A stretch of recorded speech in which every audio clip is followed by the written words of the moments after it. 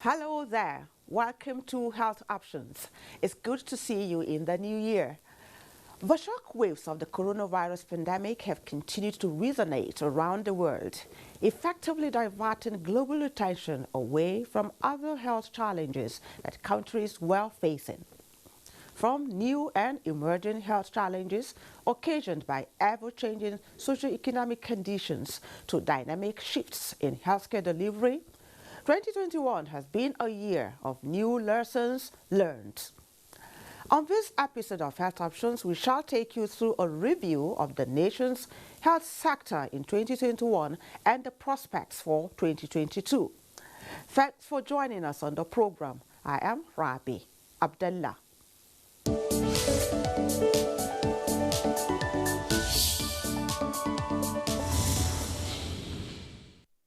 Welcome back. Let's now get down to our review of the nation's health sector in 2021. COVID-19 vaccination topped the events that shaped the Nigerian health sector in the year under review. See how things played out in that regard in this report by Olusheye Adeagbo.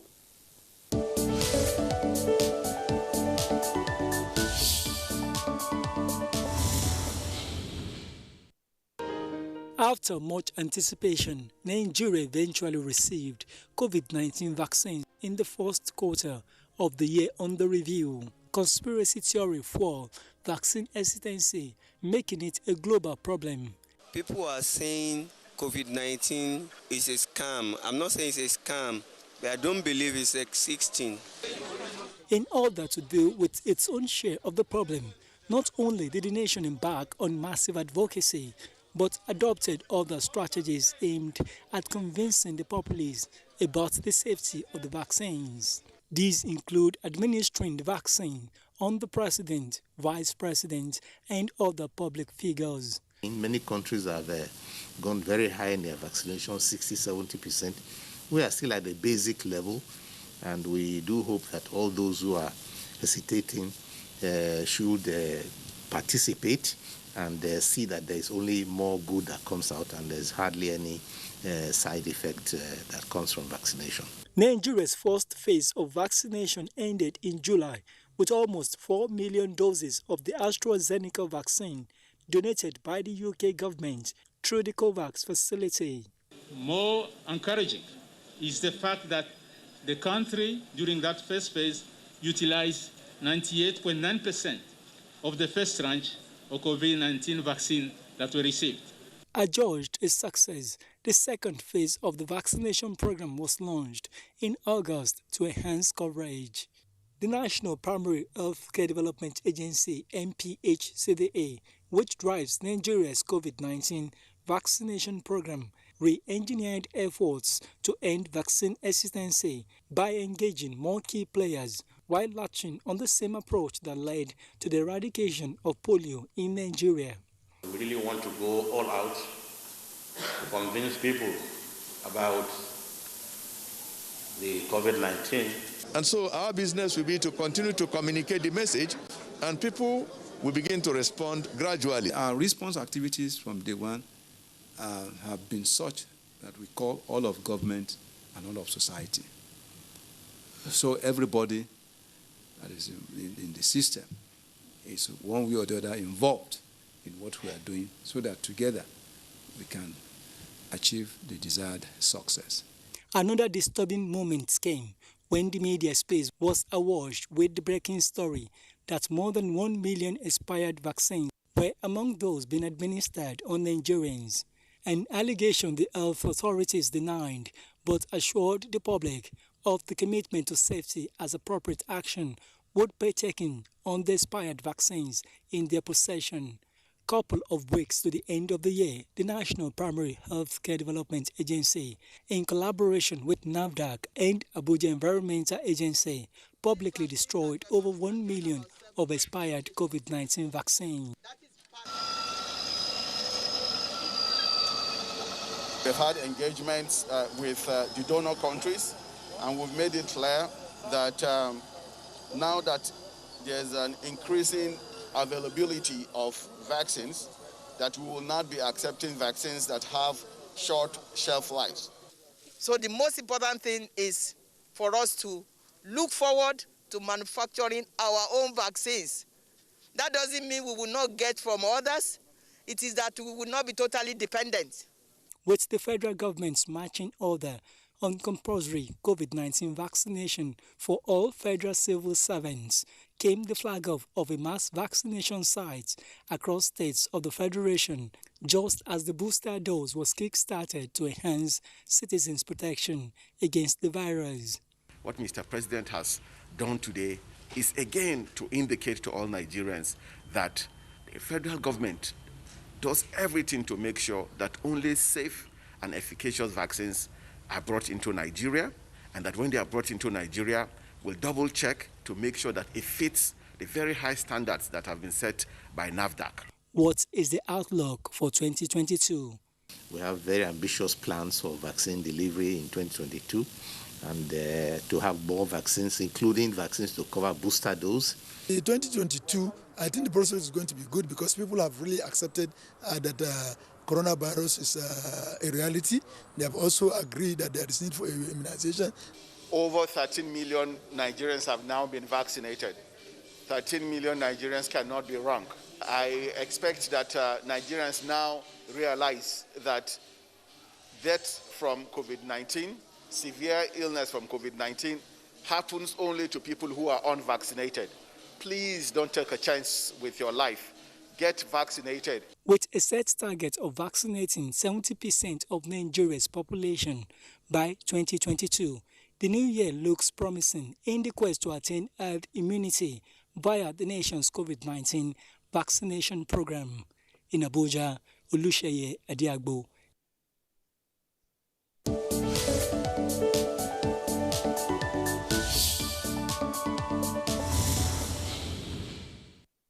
Let's now get more insights on the country's COVID-19 vaccination story in 2021.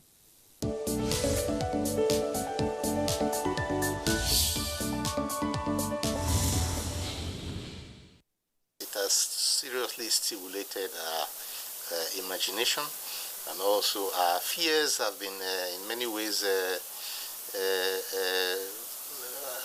realizing that when it comes to push, many of the countries which we are very friendly with, who we expected will immediately prioritize support to third world countries, or first of all took care of themselves and did not bother too much about low and lower middle income countries. So that was an eye-opener and led to the thinking that, well, if anything like this happens again, countries should be able to take care of themselves or their region. And that has given birth to the push for vaccine production capacity. Now, it is not easy, but it is a way that we believe we have to go. Perhaps not necessarily for COVID-19 anymore, but you never know what's coming up in the future. Most scientists agree that there will be other pandemics. 2021 has been a year that you could describe as one that had no dull moments, right? There were times when there was a lot of excitement that we're going to get vaccines, and then there were times when the vaccines did not come, especially not in the doses that we expected, not at the time that we expected. But, you know, these are expectations in a world where nothing was so sure, right? Nobody knew what COVID-19 was like in 2018, 2019, right? And we prepared for the worst. And this is why, as a country, we've been able to navigate some of these challenges in a way that has been commended globally. So we look back at 2021 as a year that was full of events, but we also recognize that 2022 presents another opportunity for us to learn from what we did right in 2021, but also improve on those things that didn't work out as well as we thought they would work out. The first and foremost lesson should be that we should produce our vaccines. I have no doubts in my mind that in the not too distant future, the same thing would play out if there's another pandemic. And if we do not have our local vaccine production up and running, we're going to be faced with a situation where were waiting on the developed countries to finish vaccinating their populations, and then, you know, they will give to the developing countries only those vaccines that they cannot use, only those vaccines that are almost expiring.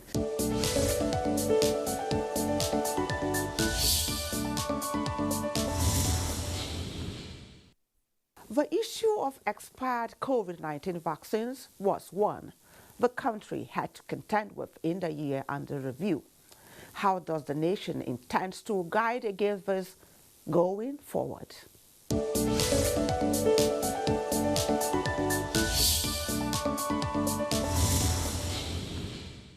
What we've learned is the fact that once we're given these vaccines that are almost expiring, then it is difficult to plan carefully. It is difficult for you to forecast very well.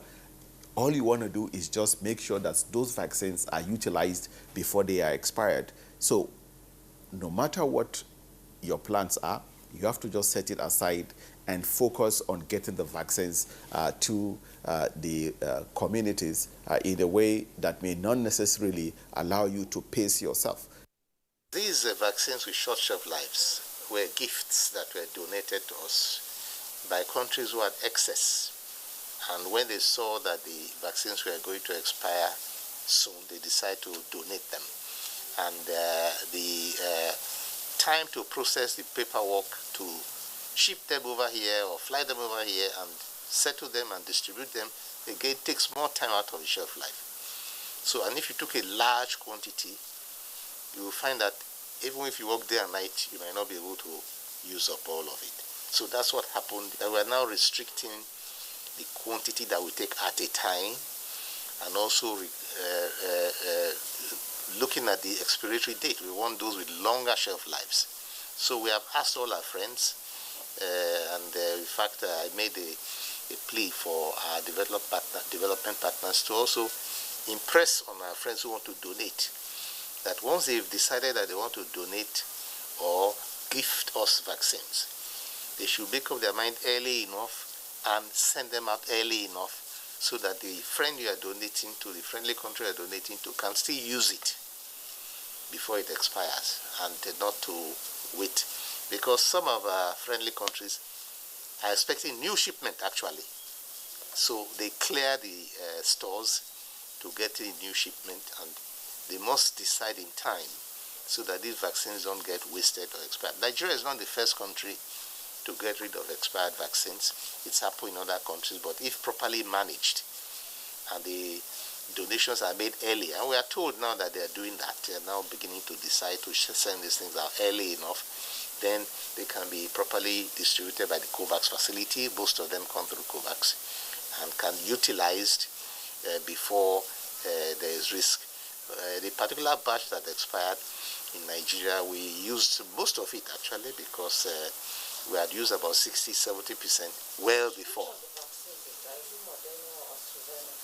The one that expired, well, it was we had a good stock of AstraZeneca, which was, but before it got expired, we had already stopped using it.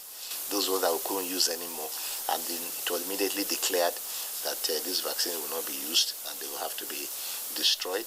And NAFDAC is responsible for doing that. First time ever that the president of this country is allocating 5 minutes of an Independence Day speech to medicine security. It has never happened before. The world over, right? Vaccines are just one type of pharmaceuticals. Rest assured that NIPRID is in the middle of any plans for local research and development, as well as local manufacturing of vaccines. It's just that we need to be patient. Vaccines research and development and manufacturing is not a sprint, it's not a 100 meters dash, it's a marathon. It takes a concerted effort. We've taken the key steps, things are ongoing, and Nigerians will be very pleased in the shortest time as regards the interventions that will emerge.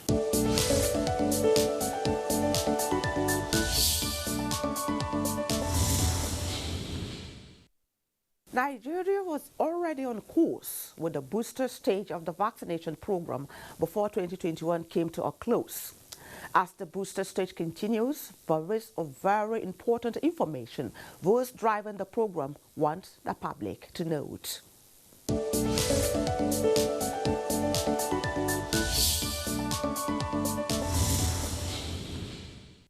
We've rolled out a mass vaccination campaign, as you are well aware, making sure that we have vaccination teams in the markets, in the motor parks, in the supermarkets, anywhere we feel that people will be congregating, in the worship centers.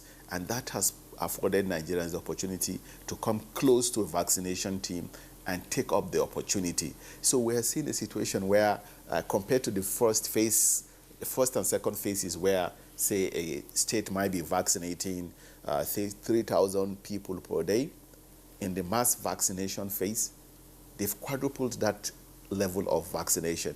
So states are doing so well. So Nasarawa State, Jigawa State, Ogun State, Oyo State, Kwara State are some of the states that have done really, really well. They're among the top 5 performing states when it comes to the mass vaccination campaign. So they have more than increased the daily vaccination rate by 4 times, right? And this is really a result of the governors taking leadership, challenging the local government chairman to say, I've given you the resources you need.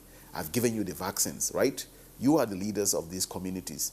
Go there and make sure that people get the vaccines by putting on the table all of the reasons why they should take the vaccines, sharing the evidences with them, that when you take the vaccines, it protects you from severe disease and death. And we've seen local government chairmen actually go out there, mobilize their councillors, mobilize the directors of the primary healthcare centers, going to communities, rural communities, riverine communities, to make sure that people are aware that these vaccines do work. So now, Mr. President, the Vice President, and members of the Presidential Steering Committee have all taken the boosters. Mr. President has led by example. The father of the nation has led by example by taking the booster shot. That is the direction that we need to take. Following his leadership, take the COVID-19 vaccine so you can be protected against severe disease and death. Booster, as the word says, to raise. It's something that will raise that efficacy. So that's just the whole essence. And that has been established that after 6 months, that is when that tendency. Of course, it's not the same in terms of the period of time that this efficacy starts to wane. It's not the same for everybody, but because there are other factors that will come into play. For example, whether that person has some disease situations that in themselves can compromise your ability, to withstand these assaults, so to speak. So, but it's been established through what I mentioned, science, data, and evidence that usually after 6 months, these things start going down. So you boost it. So that's the whole essence of the need to boost through the booster dose. We are not unmindful of, yes, vaccine hesitancy and all that. And that's why we continue to work with the agencies of government, like the National Orientation Agency, of course, the entire Ministry of Information itself, and of course, with our partners, we also work with the state government, so that whatever decisions we are taking at the center, it can also go down to the states, the subnational units, and the local governments and the communities. We are also reaching out to all the stakeholders in the system, the traditional rulers, the political leaders, the religious leaders, the community leaders. These are all the market women, even students, all of them. They are stakeholders. And that is why, again, you see, our response activities from day one have been such that we call all of government and all of society. So everybody that is in the system is one way or the other involved in what we are doing so that together we can achieve the desired success. So the guidance that we've provided from the Presidential Steering Committee is that if you take AstraZeneca, for example, as your first dose, then you should take it as your second dose, right? If you take Moderna as your first dose, take it as your second dose. If you take the Pfizer-BioNTech vaccine as your first dose, take it as your second dose. If you take the Johnson & Johnson vaccine as your first dose, then you can use the Johnson & Johnson again as a booster dose. So these are the 4 vaccines that we use in country. In terms of the boosters, right, in deciding which vaccine we use as a booster dose, we follow the World Health Organization's guidelines, right? Because it's gone through a lot of research, and we're also doing our local researches. And what this guideline is that if you take your AstraZeneca as your first and second doses, then you can take the Pfizer vaccine as your booster dose 6 months after you took the second dose of your AstraZeneca, right? You can also take the Moderna vaccine, but the preference in Nigeria is that you take the Pfizer vaccine as your booster dose, okay? For the Moderna vaccine, you can take Moderna vaccine as your booster dose. If you took 2 doses of the Pfizer-BioNTech vaccine, then you should take the Pfizer vaccine as the booster dose. I mentioned earlier that if you took the Johnson & Johnson vaccine, which is a 1-dose vaccine, the booster dose should come at least 2 months later, okay? Again, you use the Johnson & Johnson. So pretty much that is the guideline that we've provided from the National Primary Healthcare Development Agency.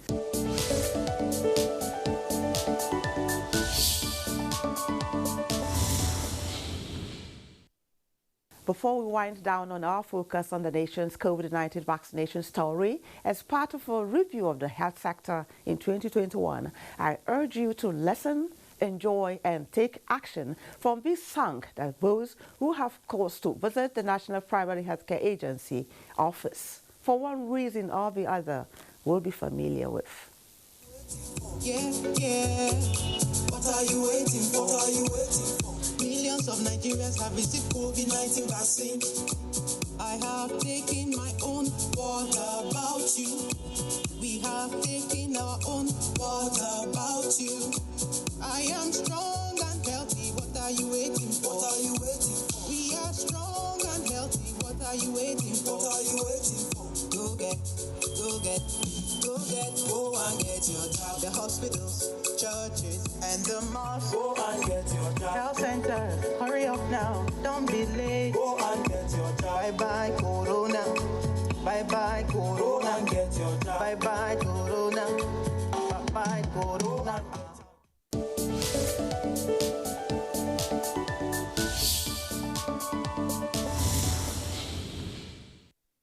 That does it on this episode of Health Options. Our review of the nation's health sector in 2021 continues when next we come your way. A reminder that you can go to our YouTube channel to watch the upload of these and other episodes of the program. Email us for your comments and contributions at healthoptions@nta.gov.ng. My name is Rabi Abdullah. Hope to see you again.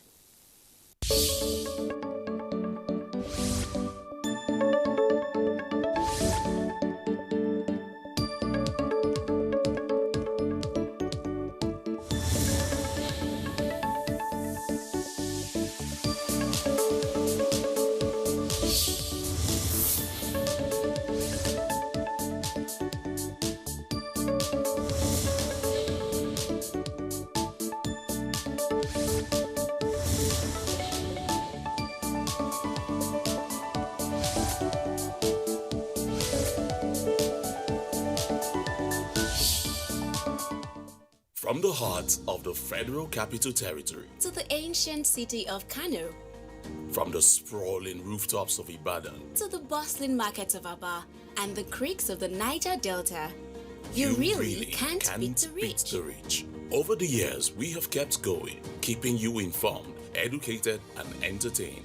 And how have we survived in the very challenging year? because of our pillars of support, namely the 3 tiers of government, ministries, departments and agencies, corporate bodies and advertisers, religious bodies, civil society groups, political parties, and most importantly, you, our esteemed viewers. Together, we made 2021 great. And together, we shall make 2022 greater. Thank you from all of us here at NTA. Your season's greetings and a prosperous new year. For anyone who values financial security and ultimately desires financial freedom, creating at least one additional stream is no longer a luxury. It has become a necessity. Diversifying your income stream is crucial to protect yourself and your family against the unavoidable ups and downs of economic and industry cycles. Because of the financial risk that come from relying on one source of income, such as a job or a business, consider creating at least one or more additional streams to generate cash flow. The benefits of having multiple streams of income include peace of mind because you know there will always be money to spend. Also, you will earn much more than you currently earn from your day's job. Therefore, you will live bigger and better. Your additional income streams can be active, passive, or a combination of the two.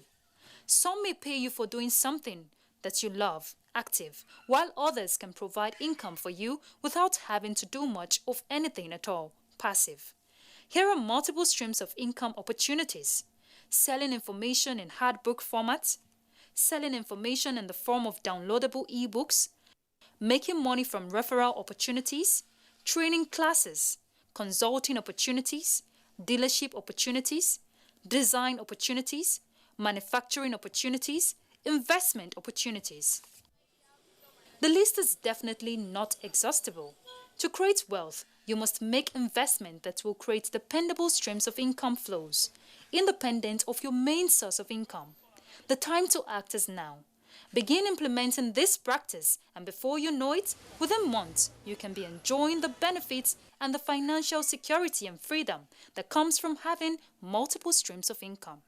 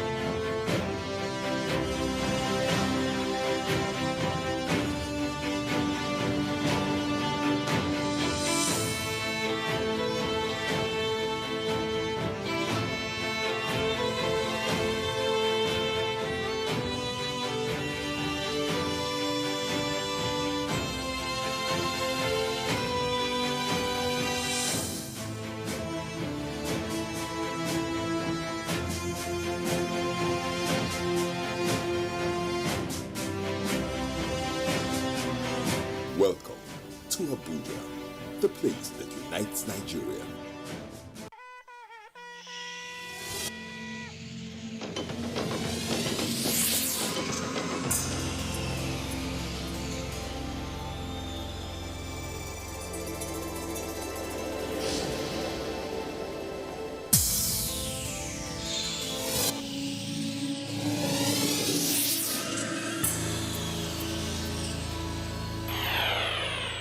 NTA, you can't beat the rich.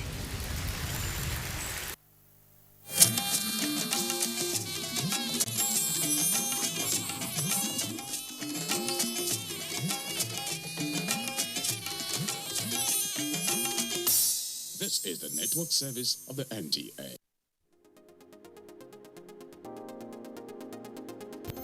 If your sum total is a mustard seed, then nurture it, water it, grow it into that tree in your rainforest.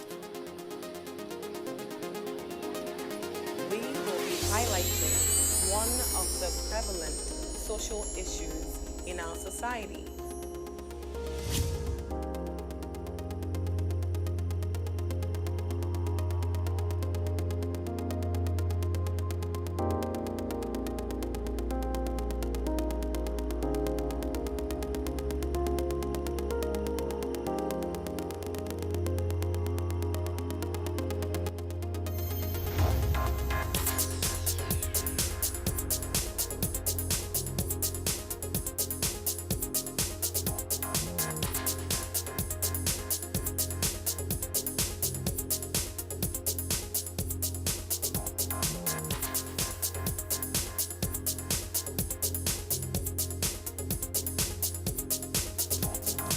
people that we love and trust, and by people that are strangers.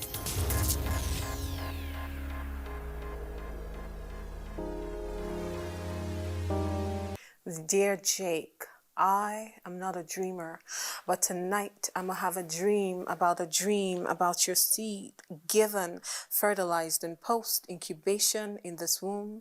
They would have your eyes, your lips. I am not a believer of love, but since you happened, the iceberg in the chamber that used to be my heart is beginning to thaw and defrost, and the slow melt is pulling right here, flooding this organism with the realization that true love must exist.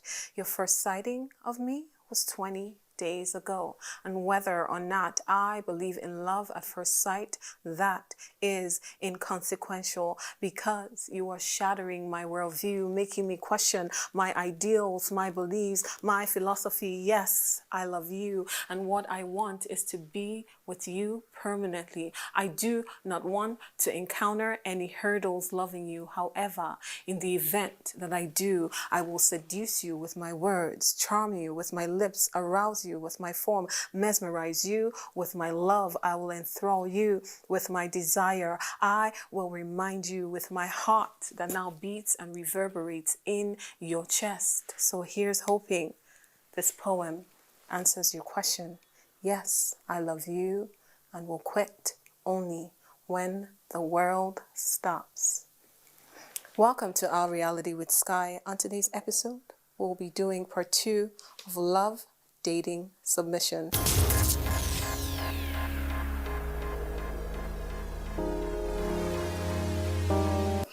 Welcome to Our Reality with Sky. On today's show, we'll be talking love, dating, submission. With us is Priska. Hi, Sky. Hi, reintroduce yourself. Okay, I'm Priska Atolagbe. I'm a wife, I'm a mom, I'm a businesswoman, I'm a lover of God, a presenter, a TV host. That's it basically in a nutshell. Right. Yeah. The last time she was here, we were talking the same thing, and she had a lot to say. So this is part 2 of the show. Priska, you heard my poem. Now I talked about, what did you think? That was heavy. I heard it, I felt you. I heard you loud and clear. It was deep, it was real, it was practical. I mean, speaking about the hearts, the iceberg breaking and melting and falling for you, I mean, it was genuine, and I think it's what's been appreciated. So in these parts, in sub-Saharan Africa, does love like this exist? Because you remember the last show we talked about, we ended the show with what? Dating in recent times, and how people are more about, are more about how financially stable is a man before they date or marry. So I didn't give myself to him. Well, if that's what you're paramount about, I think you would miss this kind of love that you just expressed in this poem. Well said. Yeah, so you have to really, do I really want to feel this? It's really beautiful to be vulnerable and safe at the same time. Right. So you have to really be ready, be set to experience it and look away from every other material assets that can come with it. And along the line, if God blesses you, you have the both. It's so I should marry a poor man. Love in Disney. No, that's what I'm saying. See. Get a life, oh. Don't go and say it's love you want to be eating. You'll be hungry and frustrated out of the love. Okay, so how do we remedy it? How do we find a balance? Yes, because we said, for viewers who did not watch the last show, we said that according to Priska and I, we said that if you're dating somebody for material reasons, for material gain, so if you're dating to marry or just dating somebody for a phone, for payment of rent, for whatever, you are a call girl. We went gangster with it. We did not mince words. We're not sugarcoating. If you're dating for financial gain, you are a call girl. Now, in the same vein, she's saying don't date somebody who is broke. So where do we find there is something I would never forget, and I'll tell my sons. As a man, I learned this from my pastor. He would always tell the men around us, forget about love. If you've not had your hand doing something, if you don't have something doing, forget about love. You can't be wicked to want to stab a man's daughter, somebody's child, because you're in love. So he tells every guy around him, all his members and every male around him, see, go out there and make a living for yourself. Before you think of love. Love can be consuming. It's so strong a force that if you don't have certain things in place, basically, you might struggle and then the love could turn sour. So that's the balance. For men, this is the man's responsibility. Before you fall in love with a woman, before you get a woman emotionally attached to you for real, I'm not saying you shouldn't start getting to know yourselves for real. You must have had your hand working out something. You must be going somewhere already. You must be chasing a handwork, yes, a job, right, something that puts food on your table, something that gives you a roof over your head. You must be productive as a man before you engage a lady in this thing called love. So now let's talk about intimacy prior to marriage. How intimate can I get with a partner? Well, we just have to call a spade a spade. Most times we don't want to hear the truth, but it's the truth. It's a bitter pill to swallow. A lot of us has fallen short of it. But the fact still remains that sex before marriage is wrong. I like that you said that. We just have to rule that point in capital letters. Sex before marriage is wrong. It shouldn't be. It can occupy the space in which trust is supposed to grow. You're carried away, your flesh is involved, your organs are already involved. You're no longer thinking wholesomely.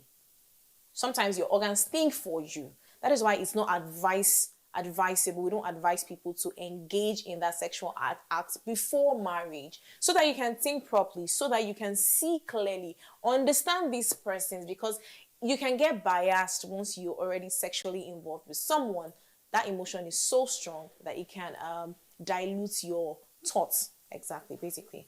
So Priska, my viewers, and based off of their feedback, they're very real people. I get asked very hard questions. And when I tell people premarital sex is wrong, of course, from a Christian standpoint, we do know that. Even both sides. The Yes. Christians and the other side. Right. We know that. But people say to me, I do God very hard. People say to me, and when I tell people don't have sex before marriage, they say to me, and over, how do you know that you are sexually compatible prior to marriage? I have an answer for that. The answer that I give them over and over again. First of all, I'll ask you that. And then second of all, I'll ask you, is it really possible? Because people think that I'm crazy when I say don't have sex prior to getting married. Now, we've done a lot. We've said a lot. We'll let you ponder all that we've discussed, and we'll be right back.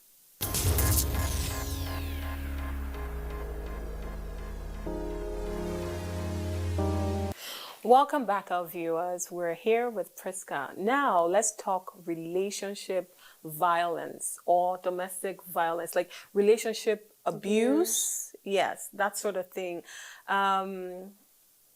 We were talking earlier, and this is very exciting. We were talking earlier, and you said, tell, you know where I'm going with this. Just ask the question, sis, so that they get it.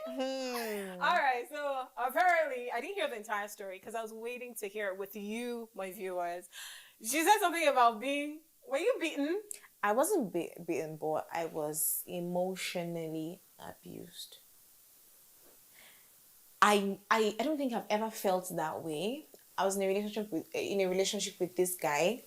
I really loved him. Well, at that time, at that stage in my life, I don't know if that was love, but I think I really felt something for him. And I was down for him. I wasn't looking elsewhere. Unfortunately, this brother wasn't even down for me, and I was just foolish in love. What broke? I didn't know all of this. So he was so smooth. He was so sleek. I didn't know all of this until I was to go to my house one day, and you haven't told us what the emotional abuse is, because a lot of people don't. Oh, right. Hold up, sis. So I moved my bag that I came with. I said, let me go back to my house. And then something said, just pick his phone and call someone. So I picked his phone and I saw that he changed my name. He saved my name as Baby, but he changed it to my name and added my school name, meaning I was just a basic chick. So imagine how you would feel when you see that. And then there was this other chick that I heard he liked, so he saved her name as Baby. And then so that was main chick, and then you were side. It was like he was playing the both of us. You. Okay, great. None of us deserved that. Not me, not the other lady. I felt broken. I felt cheated. I felt used. I felt foolish. I started crying. I broke down. Right. I also got a little bit abusive because I started breaking things. It was so strong. Did you hit him? I didn't hit him. I broke, I think, my phone, his laptop, his phone. So I was really furious. Like, how can you do that to me? Right. I loved you, sir. I loved you. I loved you. Right. If I went to his laptop, he had deleted all our pictures, all our videos, all our good memories, and replaced it with the other. The guy was good. Girl, you were. The guy was good. That was terrible. Do you think now? When I asked, were you side? I think you're in denial. I think you were side. I was in denial. You were a side chick because I was a side chick. Because when she was coming, he replaced. Imagine. Do you think he did it for her? Like, did you see your photos? I would say he did it for her because she sees us together. She sees us together. Right. She hears stories about us too. Okay, she knew about you. She knew about me. She knew I was in the picture, but she was the same way I looked away, but the same way she looked away. So both of you were. He was playing tolerant. With both of us. Yeah. Yes. So there was no side like or a buffoon.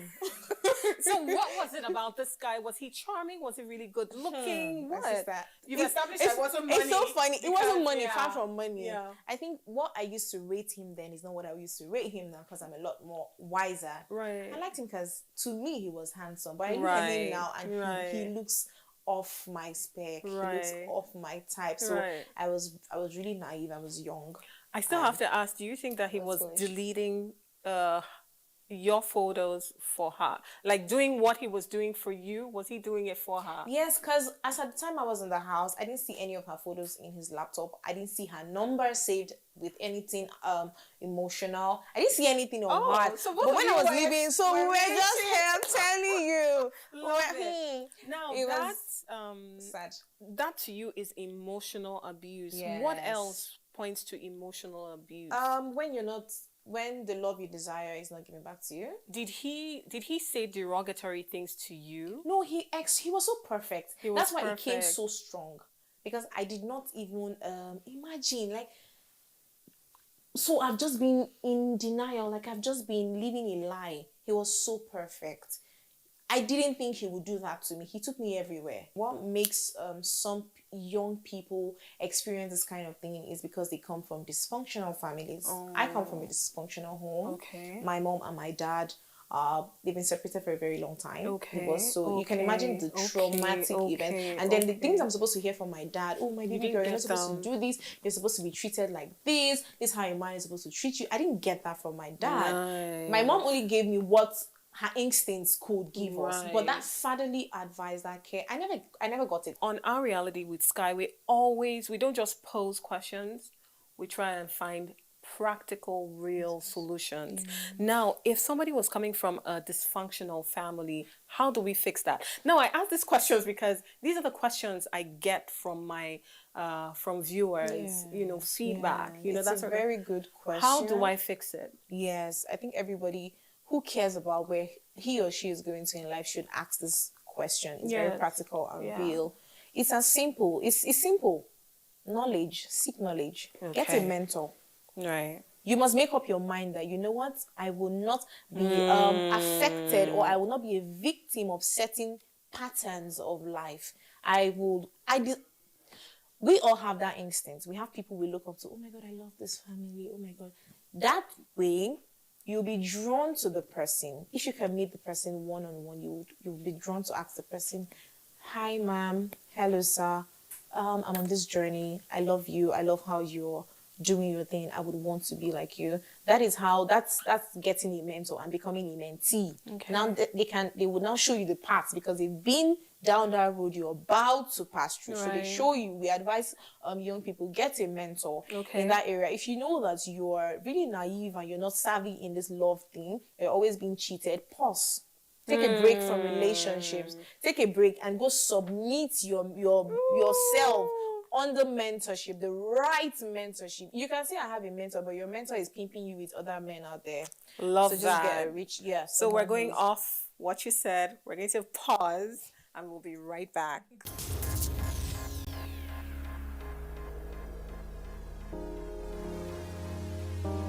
Welcome back. We're talking love, dating, submission with Priska. Now we're talking about domestic or relationship abuse. Now you talked about emotional, that is key. Like emotional, we don't even see it because a lot of people recognize, physical abuse. And have you ever been in an abusive relationship physically? Abuse? Yes. No, I've not been in. Okay. Yeah. All right. What you were talking about your friend Elia? Yes. Yeah, so rest in peace. So that's like the summary of it. What? She died. Yes, she died in the arms of her lover. This is someone who was supposed to love her, someone who was supposed to nurture, care for her. This is someone you know. Yes, someone I know. The thing that hurts me more, and the reason why I don't take her story lightly, right? While she was going through the process, while he was always abusing her, she would call me, "Oh my God, Priska, I'm in the bathroom now. He's just hit me. He's hitting me. I had to run. I had to hide." And I'm like, "Leave the house now. Go now. Run away." Are you sure he and was guess what letting she says? What? I don't have money. This is why we say get a life. We're getting there. We're getting there. She was in love. But he was crazy. He was toxic for her. He needed help. But she didn't know. And she can't offer the kind of help that he needs. She can't give that to him. But she kept staying there. It was so bad that he would pour, maybe if he's drinking liquor, he could pour it in her eyes out of the vexation he feels or he felt at that point. One time he did it and then she calls me. I was always trying to make sure she was calm and had her senses in check. She was almost losing it. Long story short, one time after he dealt with her, and the thing about these abusive partners, they are so perfect that they would deal with you. When you're done crying, they come, they pet you, they beg you. Sometimes they cry. "Oh my God, I'm sorry. I didn't mean to. I won't do it again." Sometimes they go as far as buying you gifts to shut you down, to make you quiet, to make you think, okay, he's sorry. But he does it again. And then he buys you a bigger gift. That's the same thing he did to my late friend. He was doing that to my late friend. He would get her the latest iPhone, deal with her again whenever he's upset, and then get her a car, deal with her again. He would always level up the gifts so that she would always stay. Did he love her? Well, she said, but looking at the statistics, we would not rate that as love. You don't hurt what you love. We talked about that in the first show. Was he an angry person? I think he had issues. A lot of people need help, but they do not know. When people hear mental health, they think it's about people who are mad or crazy or running on the street. No, depression can make people do certain harsh and violent things. So maybe he was going through all of that and we did not know. Maybe he had certain issues he could not share or he didn't even know he had, like I said before. So she went through all of that because she thought he would change. How did she die? The truth is, well, after he dealt with her one time, I think they were on their way to go clean her up or something at the hospital. And he had beaten her? He had beaten her recently. So I think they were going to the hospital or somewhere. They were driving and they had an accident and he died. And she died. So this was really heart-wrecking to me. It was really heart-wrecking. No fellow, both men and women deserve to be in an abusive relationship. Where is he Even now? men too. Well, who knows? Nobody knows. Nobody knows where he is now. He could be on the run. He could, nobody knows. But she died in his car. Coming basically. Back from being treated after abuse. Yes, because I remember shortly after she complained to me after a very serious batter, that incident happened. They just called me and said, "Oh, your friend is late." This and that. I was heartbroken. I was shattered because I felt I could have saved her from that situation. So I always used her story. How could you have saved her, Priska? Okay, one of the ways I could have saved her, I could have sent her money to leave. Would she have left? She sounded like she was ready to leave. But the guy was so sweet. He would always come back with a gift. And she had thirst for material things. What we talked about in the previous show. Right. You can become oppressed by by the man if he notices or if he knows that you're after these things. So he sits on you, or he gives you what you want, or you're his punching bag, so to say. He releases his emotions on you. So that's it basically. And I always tell her story. And so why didn't you send her money? Why didn't I send her money? Like I said, I do business. I'm a businesswoman. So I think that period I stopped and I was yet to start my sales. Was it only the abuse? I'm sorry to ask you these questions because I'm really, I can't believe this in all honesty. Was it really a short period of time that this happened, or over a span of years? Because when you say years, I laugh. Why would you give yourself to a man you just met? We advise young people, you should not stay with your boyfriend. She just met this guy, and shortly after she started going to his house to spend the weekend. Shortly after, it turned to 2 weeks. This stay at his house was almost getting to a month. Your parents believe you're in school. They sent you to school, but you're in love and you let that love consume you, that you abandon the essence of your life at that particular stage and you're all over a man who is supposed to be all over you. So misplaced priority leaves us victims of circumstances such as this. Love it, love it. On this note, we'll take a break. We want you viewers to ponder all that we have said. Be careful what you do. Do not just move in or give yourself to somebody who hasn't earned the right to be with you. I repeat, do not give yourself to someone, male or female, who has not earned the right to be with you, because you might not really know. We don't really know anybody, but we need some time to at least get to know certain key things about them. We'll be back.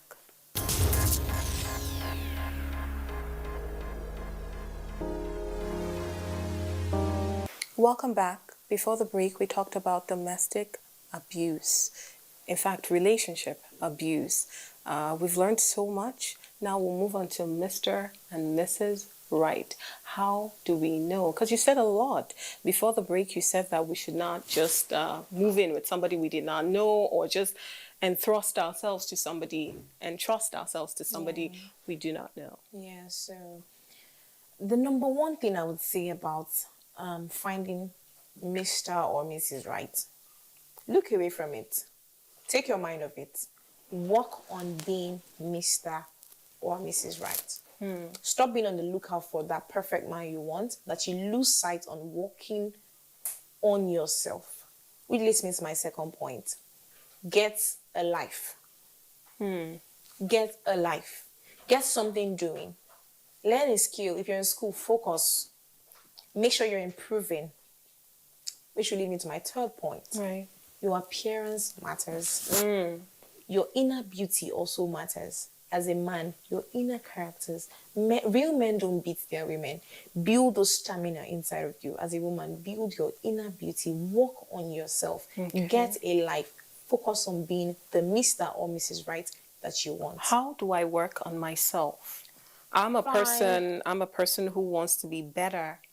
Better character, better, with my interactions with people. I want to be a better person. How do I become better? How do I work on my character? Okay, one of the major ways to that is finding purpose. I would say find purpose. Okay. And purpose is not a place like, oh, I'm here now, this is my purpose. You have to walk. Get on that journey to purpose. Okay. People say, what's purpose? We hear this thing, purpose. How do I identify it? How do I know it? All of us are different. We are dynamic. What you love, I don't love. So that thing you love, inside it lies your purpose. That thing you love to do, that sparks up, that makes you happy. You render solutions, help, what you do with ease, what you do smoothly, gracefully. In there lies your purpose. So find it, channel it to provide solution to the people around you. By so doing, you're growing and getting better. Oh, wow, Priska. I cannot thank you enough. I have learned a lot from you. And I know that our viewers have. Thank you so much. That's our show. Goodbye.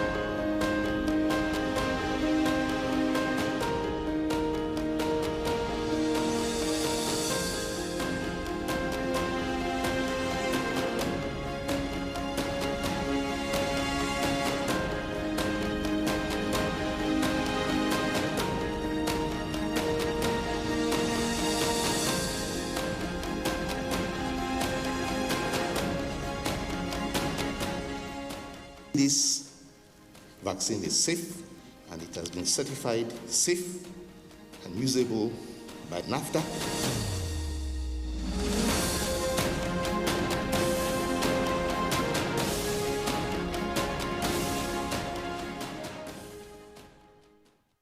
Hello and welcome. It's time for another interesting package of Everything Music. Angelina, you dey cool in my temperature. If you call, I go come deliver. This is Talking Movies. In times of old, the world was full of wonder. No! Stop it! Welcoming you to your weekend for today. Arise, oh compatriots. It's time to use our voice. Beyond Six Packs. Bills. Pay the bills. Keep paying my telephone bills. Pay my bills. Welcome to Gallery.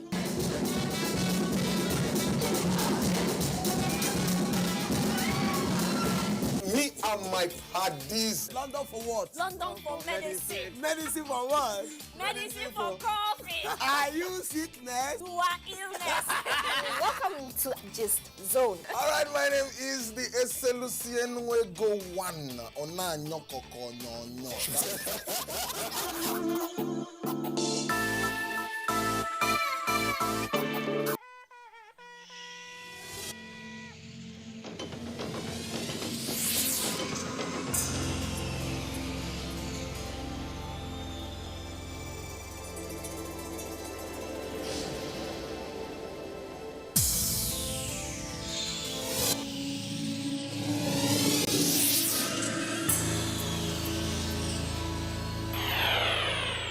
NTA, you can't beat the rich. Welcome to the world's first football scouting reality show, Football Dreams. We kicked off an extensive scouting selection for football talents in 2019, and together with our African Football Network, we've evaluated over 3,000 players from 13 countries. They all share the same dream, that one day they will become a professional football player. Only 28 players made it to fight for a contract with a professional European team in the grand finale of Football Dreams 2021 in Benin. Our main host and former professional footballer, England national player, and FA Cup winner John Fashanu will guide us through the show and push the players through extremely hard.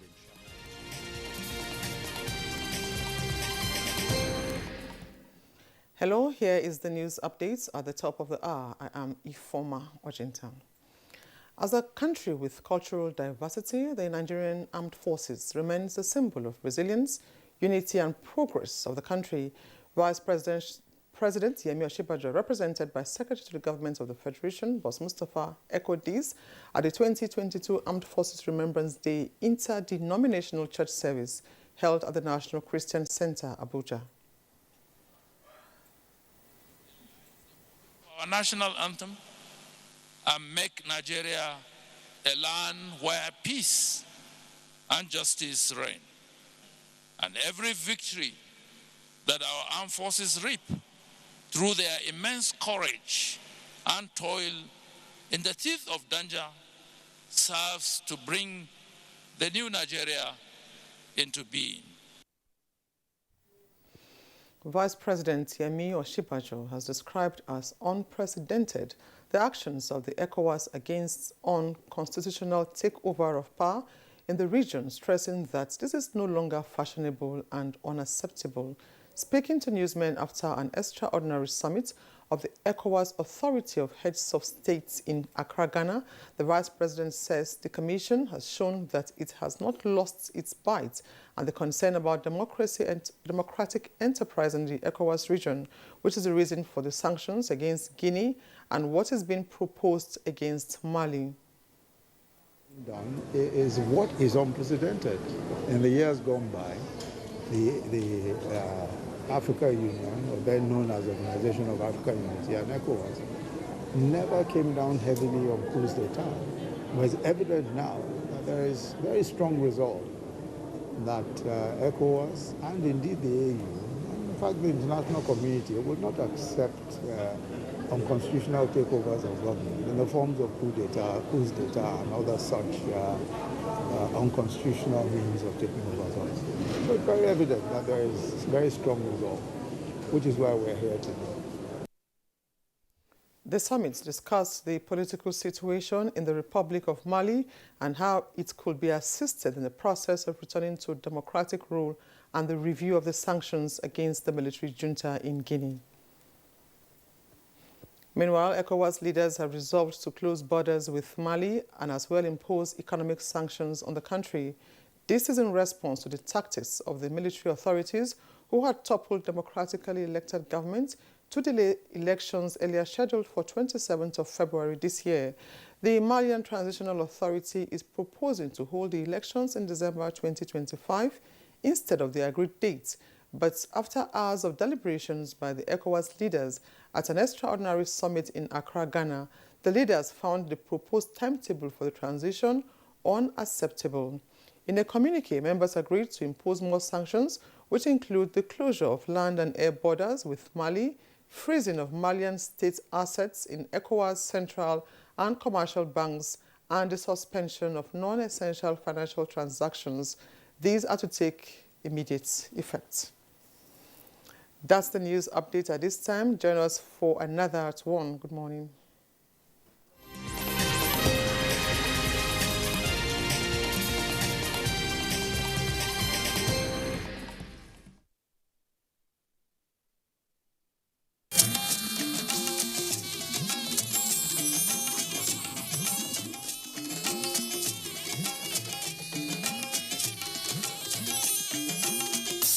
This is the network service of the NTA.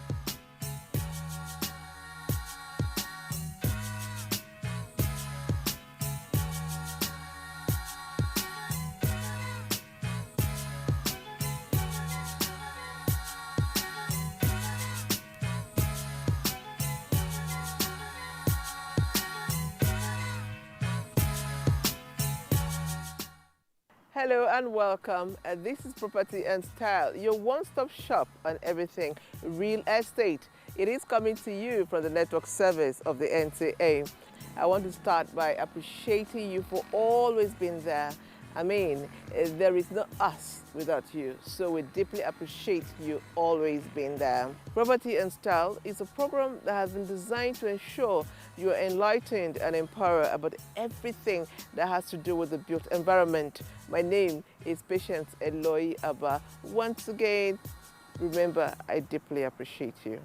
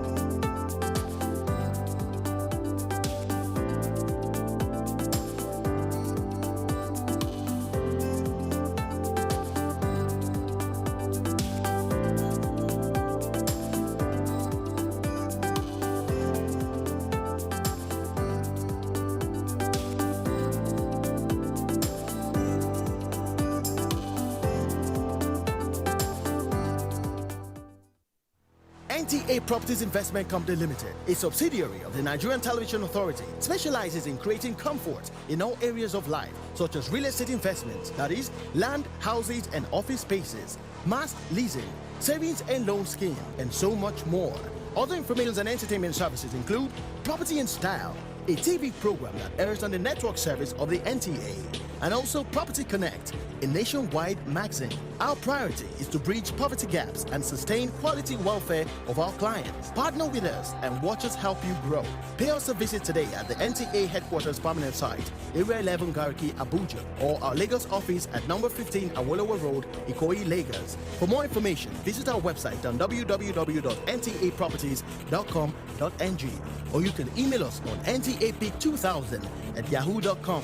Call us on 080-6641-7900. NTA Properties Investment Company Limited, the much-needed help at your doorstep. Welcome back. On today's episode of Property and Style, we'll still be taking a look at the highlights of 2021. It is always good to look back so that you know exactly where we are going. We'll bring those very special events and more special features and a whole lot more. Don't go away. Question of the day.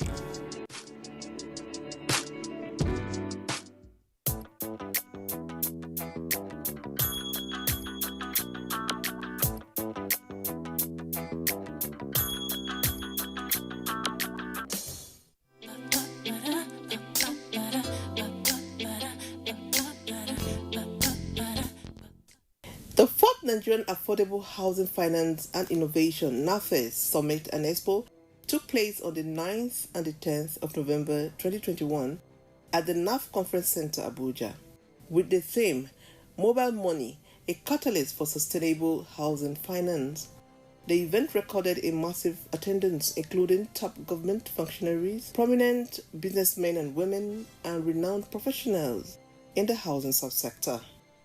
The convener and CEO of the Nigerian Integrated Social Housing Scheme, Mr. Yemi Adelakun, had this to say.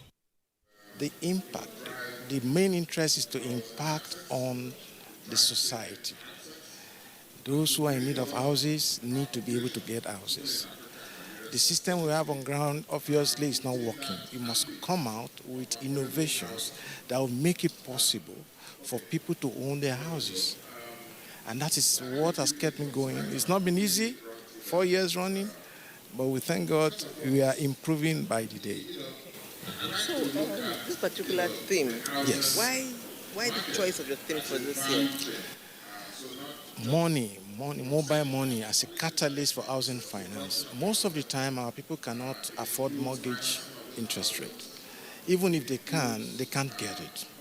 But we are hoping that with the use of mobile phone, we'll be able to accumulate funds that will make it easier for people to access money to buy their homes. Everybody can buy a recharge card of 500, 1,000 over the week. Use that to contribute towards your home development. Is there going to be an app for that? Yes, in fact, the app is up and running now, and we are improving on it. Okay. Now we have ResPay for rental. We have Kobo Pay for other things. There's ProsPay. ProPay is for property payment solutions, and we should be on the lookout for that, whereby you'll be able to contribute as much as you can afford. Aggregate, if you aggregate 1 million people contributing 1,000, you know how much money that is. Several papers were presented, and there was also a plenary session. Mobile money is really fueling the economic activity in the world today. We're seeing savings and investment, we're seeing creating employment, we're seeing it driving businesses, and we're seeing it really driving entrepreneurship. We see mobile money in terms of what is happening now in Nigeria. We have a digital currency, the e-Naira. And we see mobile money forming the basis of a much broader payment system. So we cannot ignore the importance of the global mobile money industry.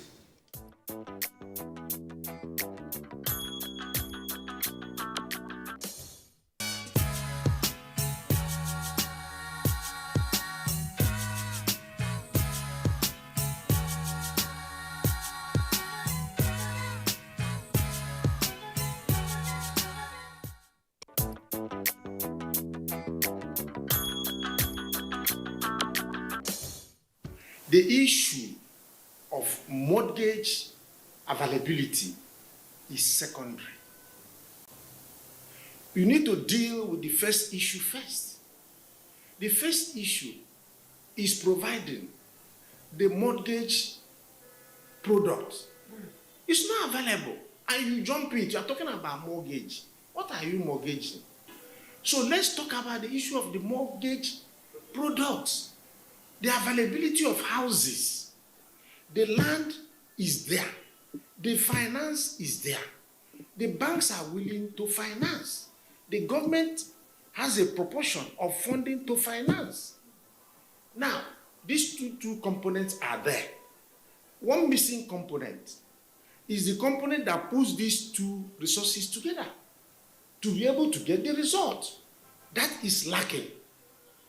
And that's why we are where we are today. I repeat, the land is there. The funding is there. The will to put the funding and the land together is lacking. Not until that has been addressed, we will still be where we are. And it is addressable. And that's why I say there is hope.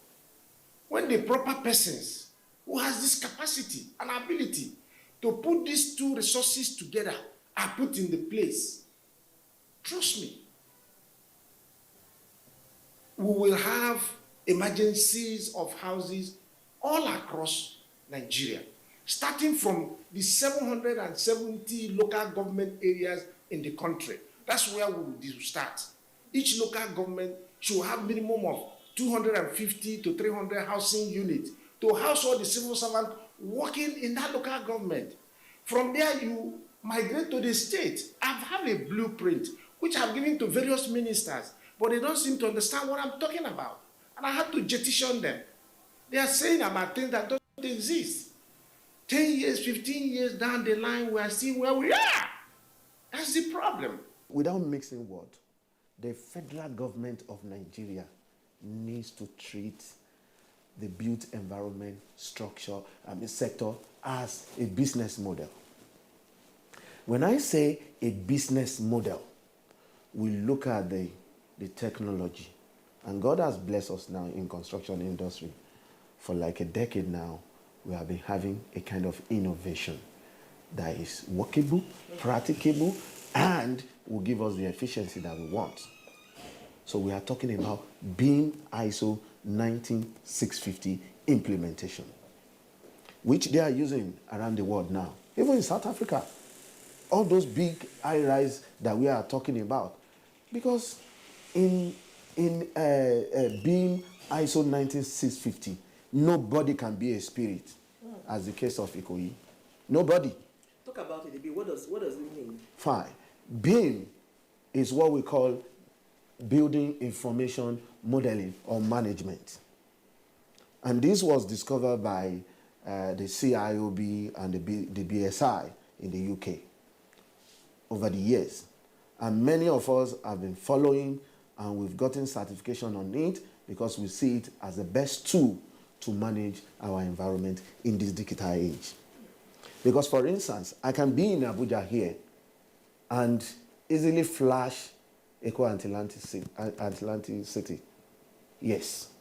And I can tell you the number of people that are on site with the use of the internet. So why and how will an investment be done without the necessary feature? In the BIM ISO 19650, we have 17 ISO certification in it. 17. So with those 17, there is no how a structure can be put in place and there will be a lacuna. Some people are saying that one of the reasons why we have been building collapse is because of this blame game between the professionals. The architects say it's not me. The builders say this. The QS, everybody, that there's no synergy between the professionals. Yes, good. There is no synergy, there is no collaboration, and there is high level of endemic quackery in the sector. And I know the fear of our people. When I say our people, Nigerians generally, they don't like giving information. And when there is no information, what do you work on? You work aloof. And when you work aloof, what happens?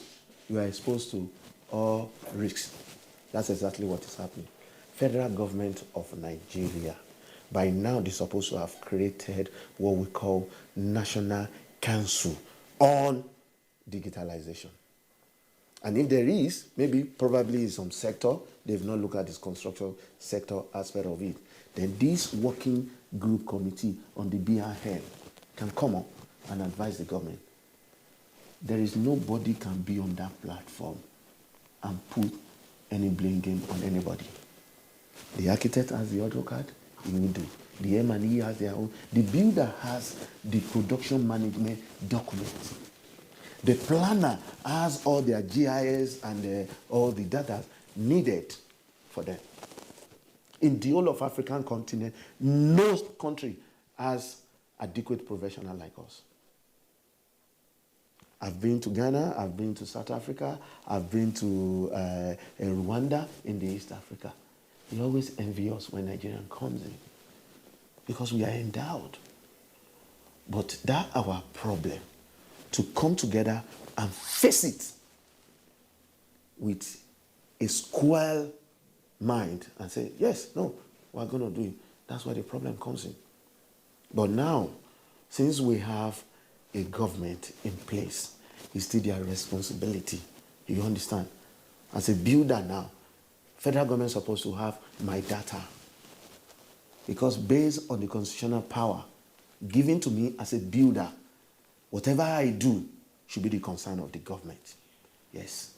I can be sued, I can be dealt with under the law. But when we are not doing all these things, we will be doing blame game every day. Many things have gone wrong. There is incidents, high rate of the use of quacks in the industry. People doing what they are not trained to do. People doing work on site, on a construction project, on housing project that they are not trained. They don't even have knowledge about it. They are not certificated. They don't even acquire skill to do them. The result is that they will do wrong things that will lead to collapse. 2, professionals are also not working together as a team. That's why there is always blame trading once there is an incident of this nature. Architect might be blaming the engineers. Engineer will say, no, we are not involved, or is the drawing given to us by the architect that we have used that has caused possibly maybe design error.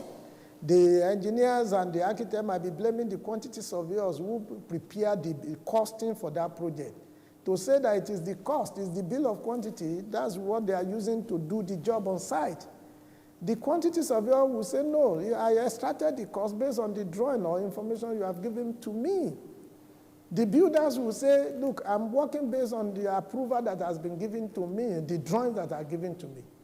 The development control will say, no, you have contravened what has been approved for you. So you could see. And the contractor will say, I am using, based on contract, the material I'm using on site is based on what is available for me. Of course, I've been asked to use 16 mm. This is what is being sold in the market as 16 mm. Maybe that is even not up to the size of 16 mm, maybe it's 14 or 15 point something. So you can see the gamut of the problem. But I charge all these people, including us as a real estate developer and practitioner, that as a matter of urgency, we need to talk more about this problem. We need to convey a summit, a stakeholder summit, which will have the government, the private sector, the practitioner, the professional body, the real estate developer association of Nigeria, and all the relevant people, even the research institutions must be represented. It is by so doing, after we must have now agreed to the problem, we now develop a blueprint that individual stakeholder can run with, and we must have a way to measure performance and compliance so as that in the next future year, we won't leave this story for our children yet unborn.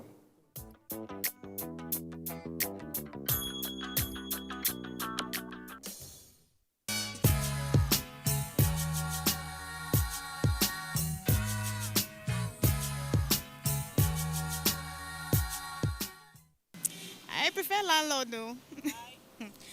You know now, women has problem in general. I know.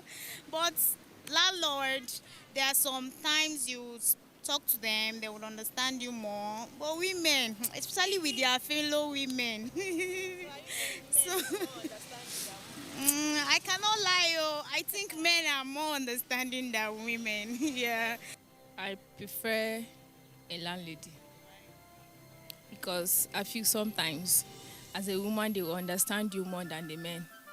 The men will just go straight to the point, and there are some certain things that in the house that they need to put in order.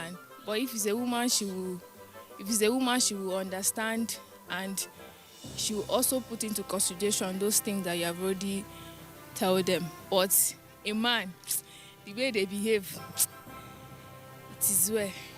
I prefer a landlord. Well, men are more considerate when it comes to issues of the house, and I prefer staying with the man. My current house right now, I'm the landlord and I'm enjoying stay there. I've experienced it. Yeah, when I was staying in Enugu, I had the landlady there. She was a little bit fierce and all that. Yeah, so I prefer the landlord. Don't have anyone that I prepare. Yes, but it depends on the mindset or the character of the landlord or the landlady. That is what matters. You can meet a landlady that is kind-hearted, as well as you can meet a landlady that the attitude is otherwise the same as the landlord. So anyone that the mindset is okay for me, that's the one I prefer. Well, I do not prefer a landlord or a landlady. Reason is that I have been privileged to once have a landlord as a man, and then presently have a landlady. So the experience with both of them have been smooth all through. So I didn't have any issues with any of them. So I don't think I have any basis of preference. Yeah, that's the point.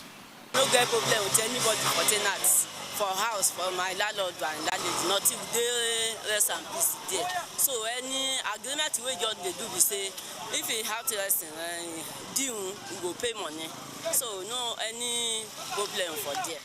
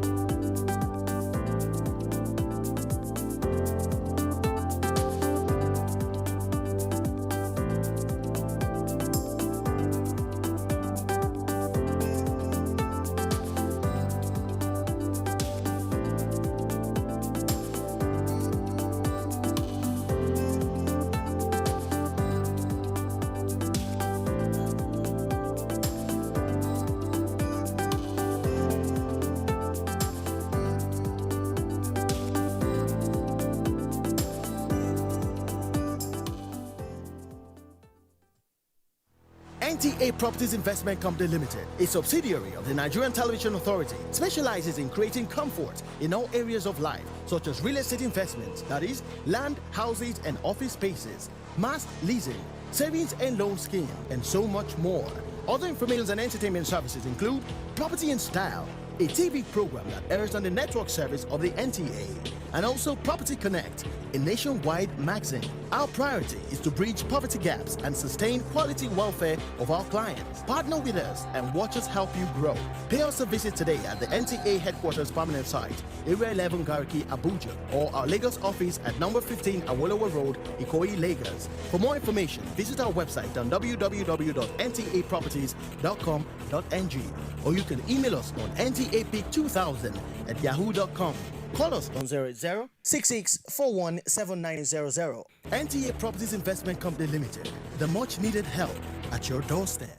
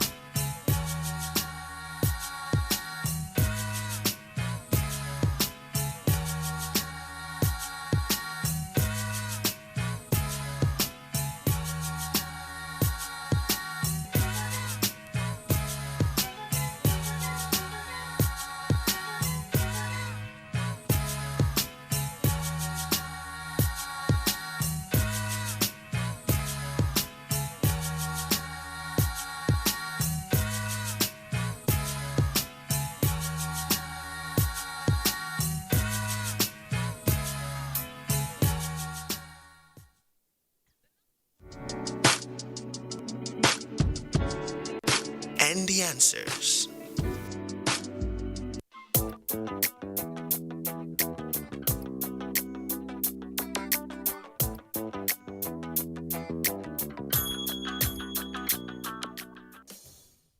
We've come to the end of today's episode of Property and Style, and as we look forward to a fantastic 2022, we must reflect and think positively. We must avoid negative energies. And honestly, negative energy does more harm than you can imagine. And I will end again by saying, in the built environment, always consult the professionals. God bless you, God bless us, God bless Nigeria. Goodbye.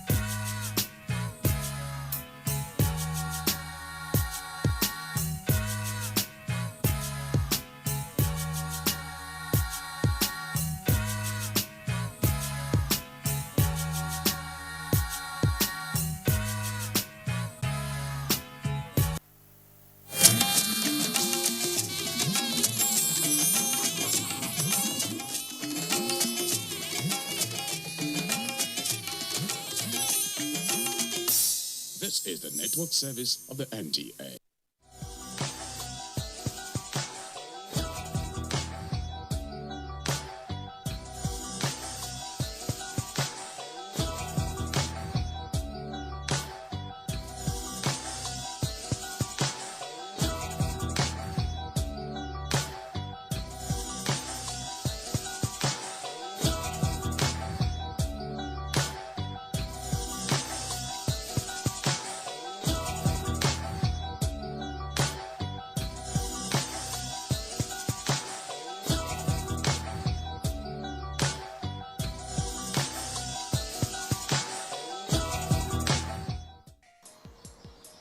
Hello and welcome. It's Visual Impressions on NTA, and I am Umar Mohammed.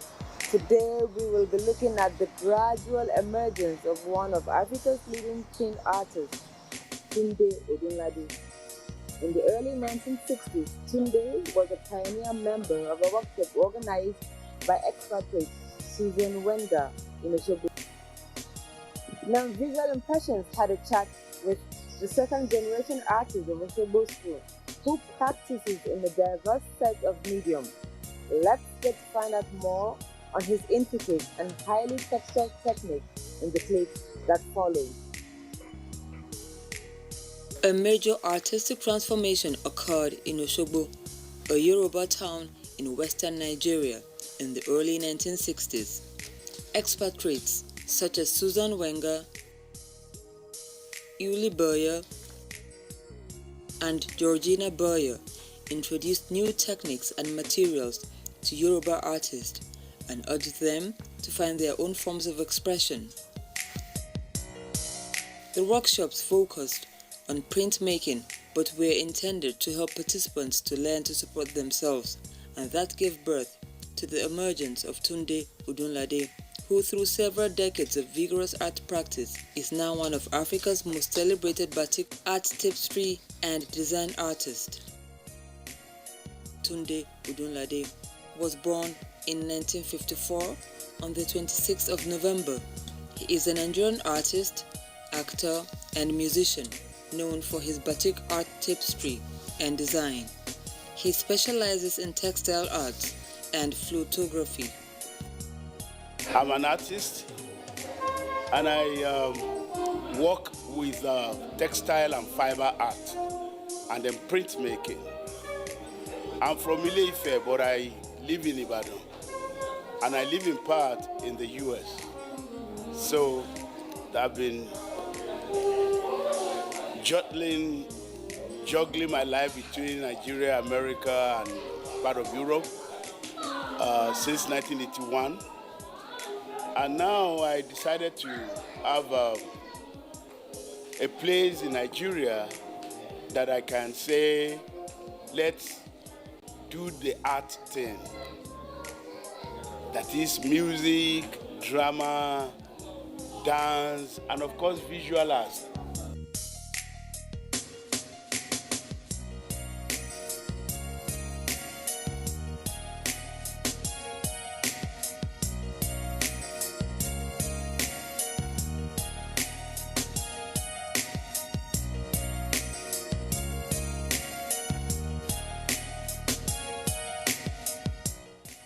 In the early 1970s, Tunde studied with Yinka Adeyemi, a member of the Osogbo School of Arts that was largely responsible for the explosion of creative contemporary art emanating from Nigeria under the Obafemi Awolowo University in Ile-Ife.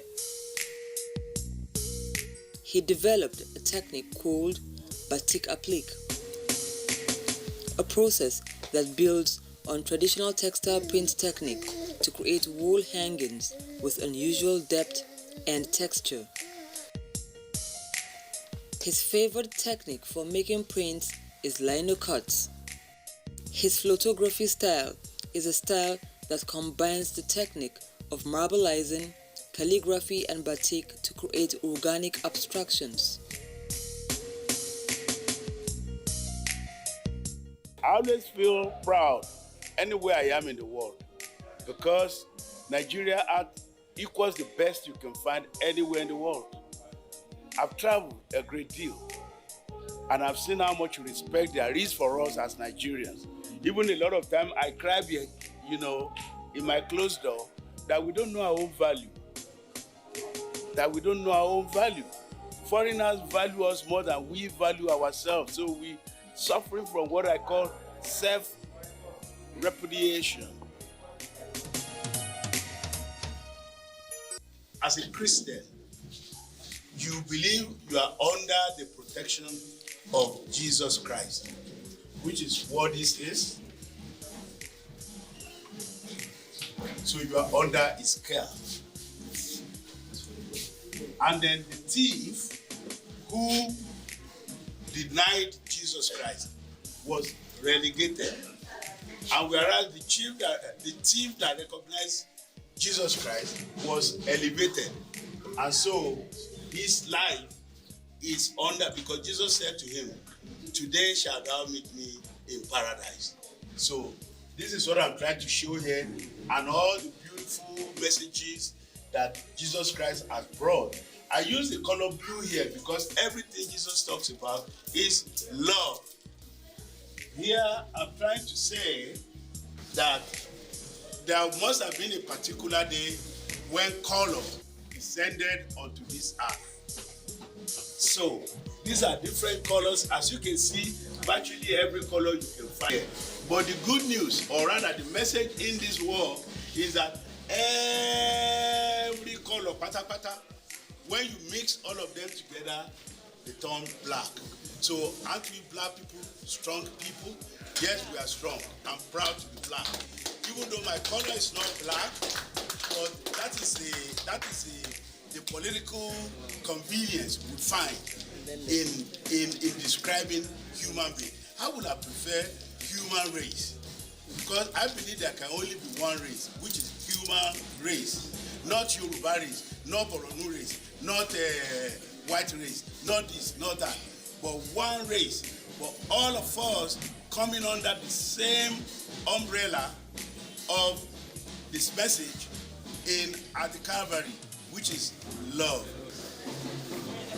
This one here, I call far and away. Yoruba will say, "Ibi tá ń lọ ò jìnnà, ibi tá ń yà ló pọ̀." Where we are going is not too far. It is where we are branching that is far. And sometimes you could be rigmaroling, you could be just going round and round and round and round and round and round and round and round and round and round and round. If care is not taken, you never get anywhere. But this is where you need to be, the center. So whatever it would cost you to be at the center, that's what you should settle for. His images draw on the rich history of Yoruba arts and culture, modern-day life in Nigeria, and his passion for music. This one I call Kabiesi, like I'm holding Ibukere in my hand, similar to what the Kabiesi is holding here. And then some people paying homage to the king. There's a proverb in Yoruba, Arobafe Nobampa, that is, it is the one who goes against the rule of the king, that the king can say whatever. Anyway, but most importantly, the Arobafe there does not mean that he has behaved rudely against the king, but rather he has sent the king to his bedroom, to his secrecy, and then when you know a ruler too much, they feel uncomfortable about you, and care is not taken, you may regret that you are too close.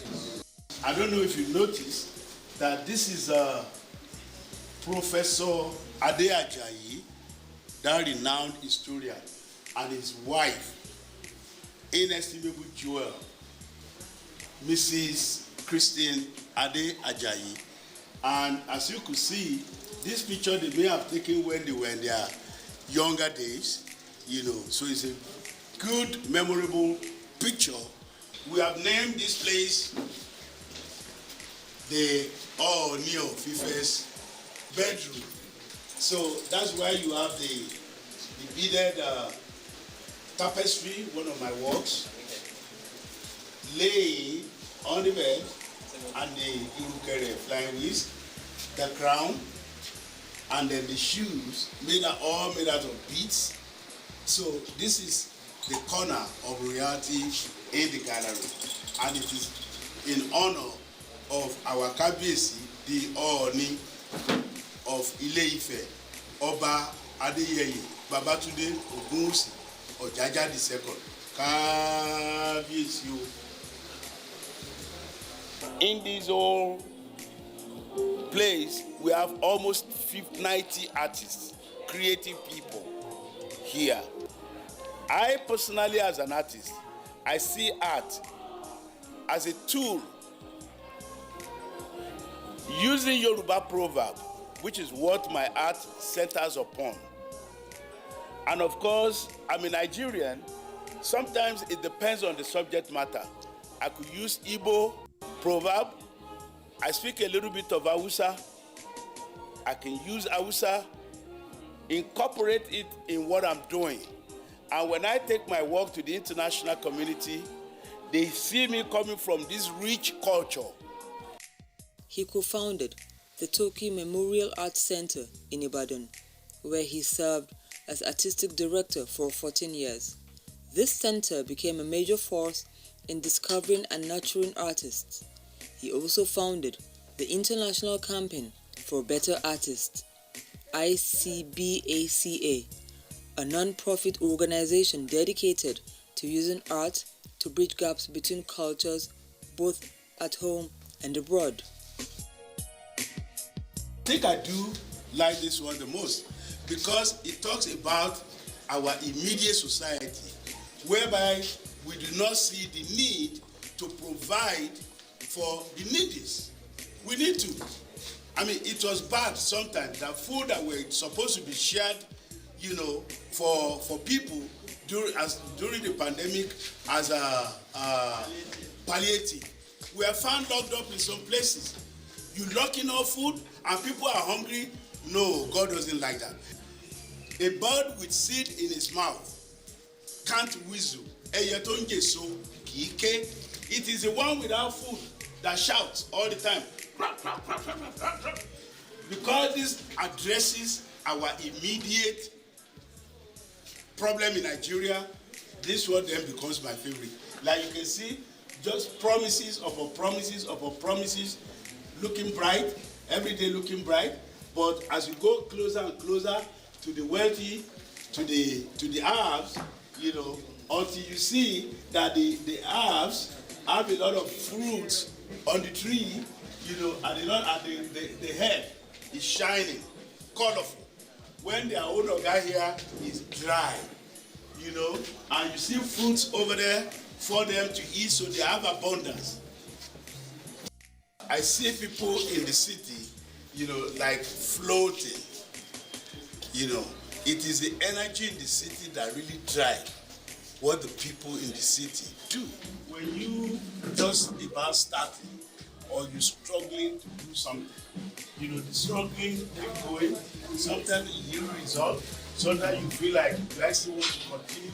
But if you can manage to continue, you stay at it. After a while, it becomes clearer and clearer and clearer. And then if you insist on it, then you can become a star. As you can see, this looks like a trophy. And I say, you don't wait until they reward you before you reward yourself, in as much as you know that you are doing the right thing. So this is self-rewarding, And if you know that what you're doing is right, keep doing it. If what you're doing is not so right, change it.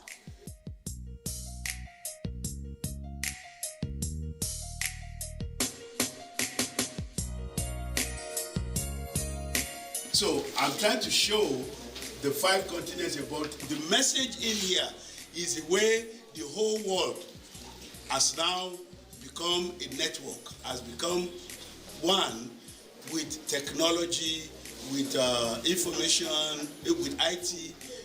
The world has become one. So it's like a spider web, the world. So that's what I'm trying to show here. I call this one jungle justice. We have court of law to all the time come to our aid to judge on matters. We don't have to be just behaving as if we are not civilized. We all have to show that we are civilized people. So justice must prevail on any matter.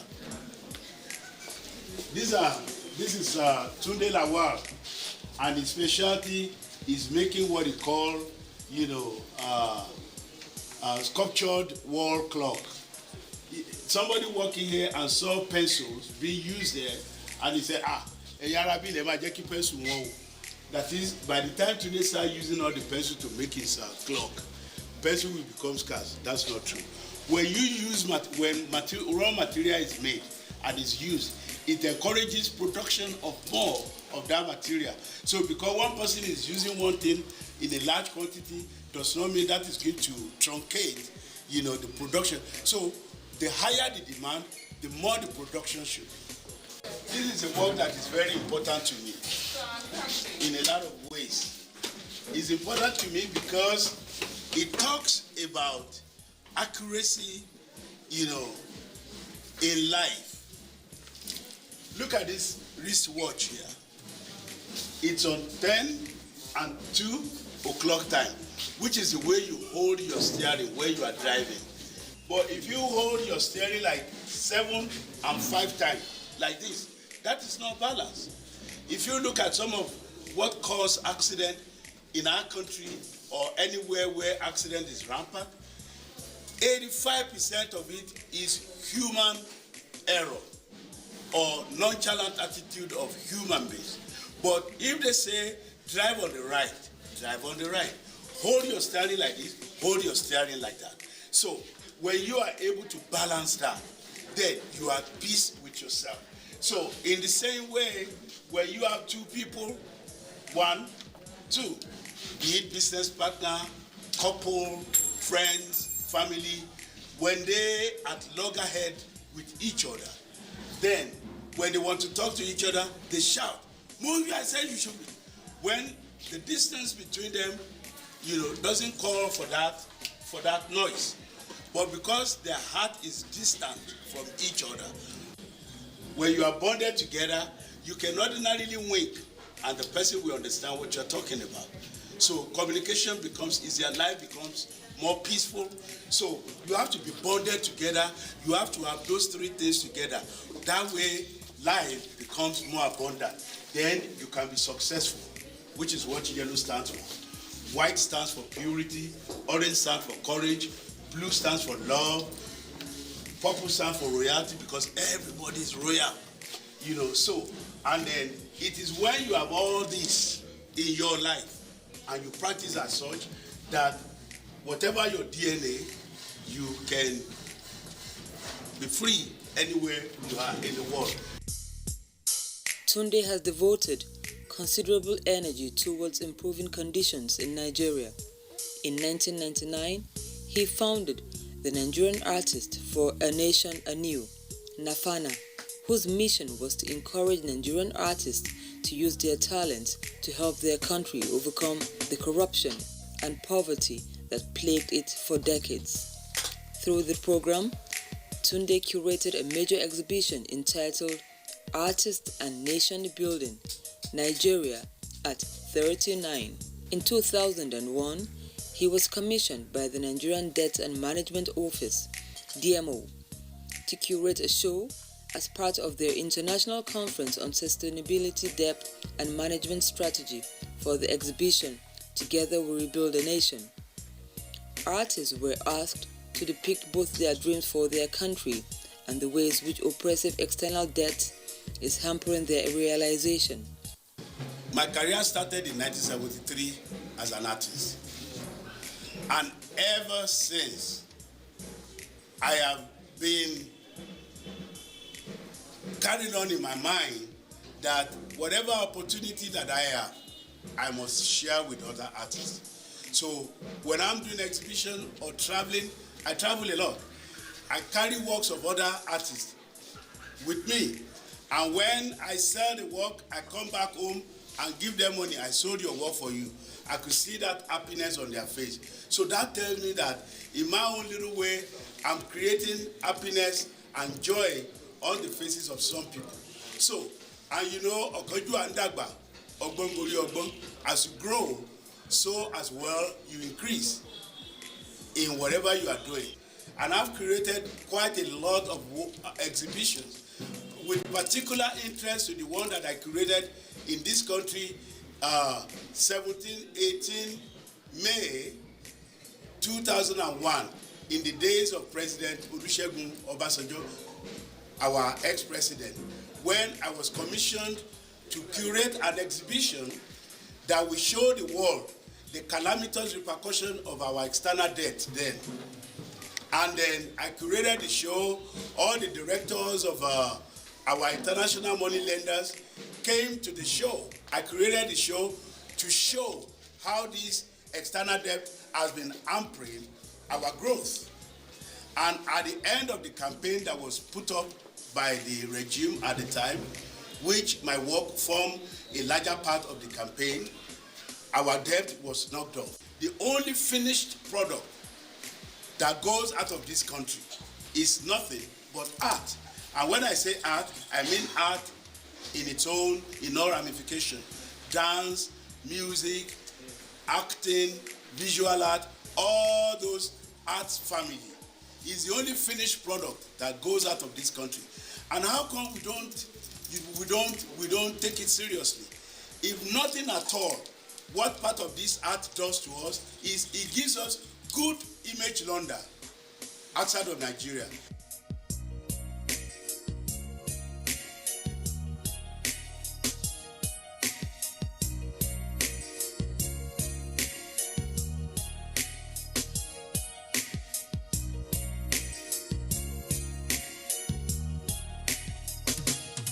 Asymmetrism is, without question, unconventional behavior, you know.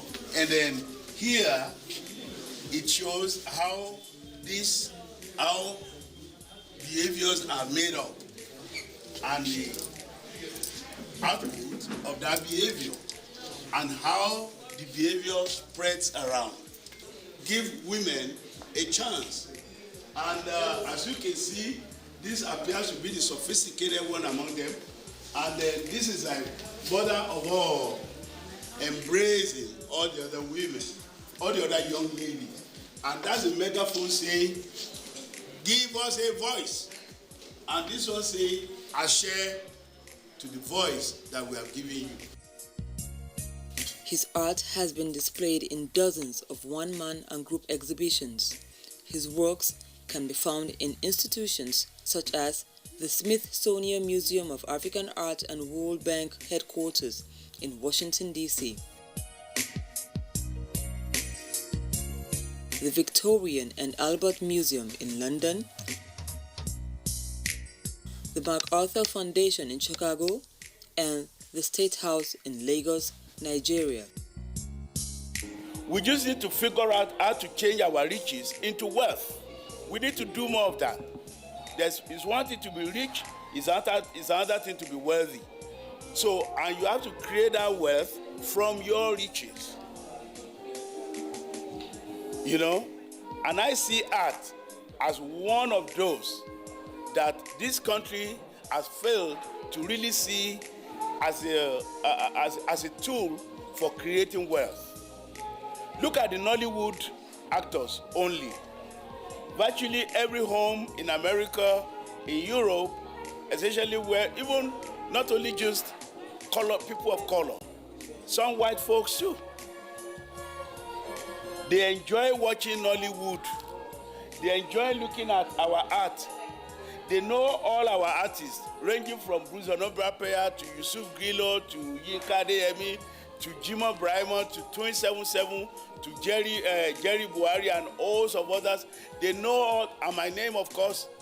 So I'm appealing to our government, if you don't mind me saying,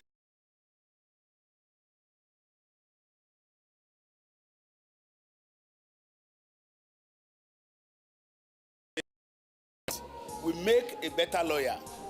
A good artist will make a better doctor.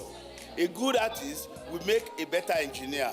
So what I'm saying in essence is it will be difficult for any country to grow, to develop, when they do not take art as an integral part of their life.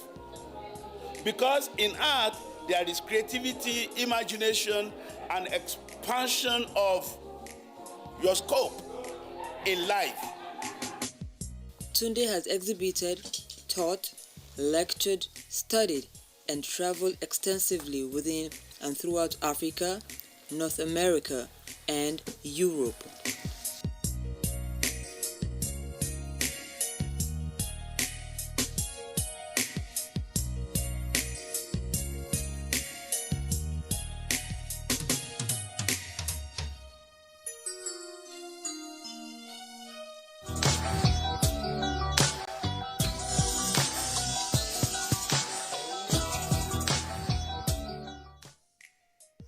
Nigeria is a country that has a lot of rich art heritage, and its artists are also amongst the world renowned.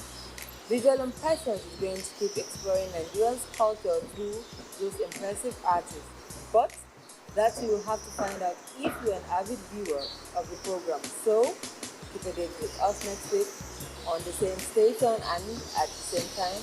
Thank you so much for having your time today.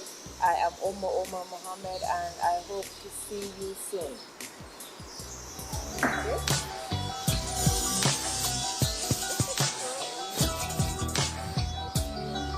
I'll start that part all over again.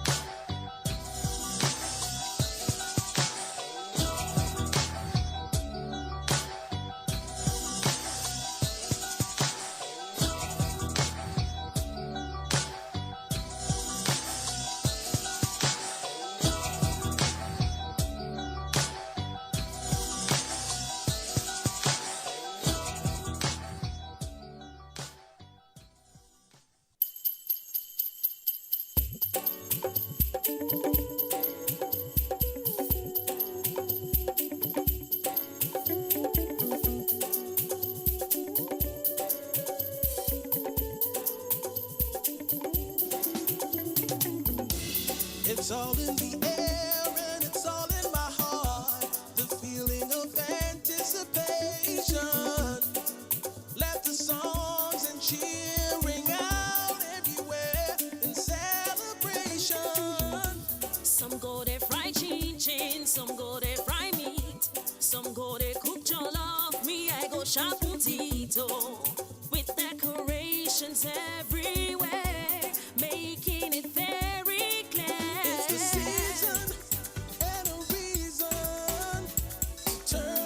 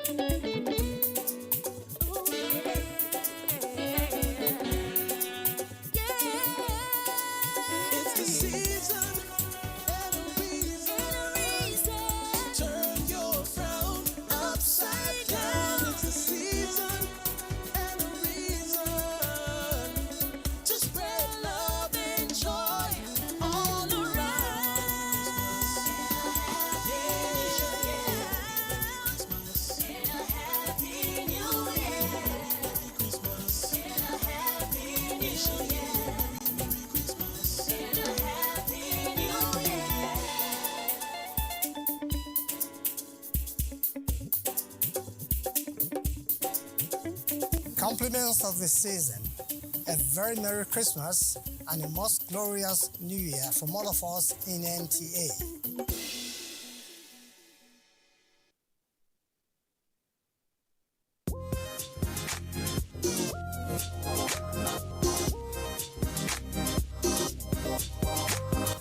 Wannan labarin ma yana peji na 36.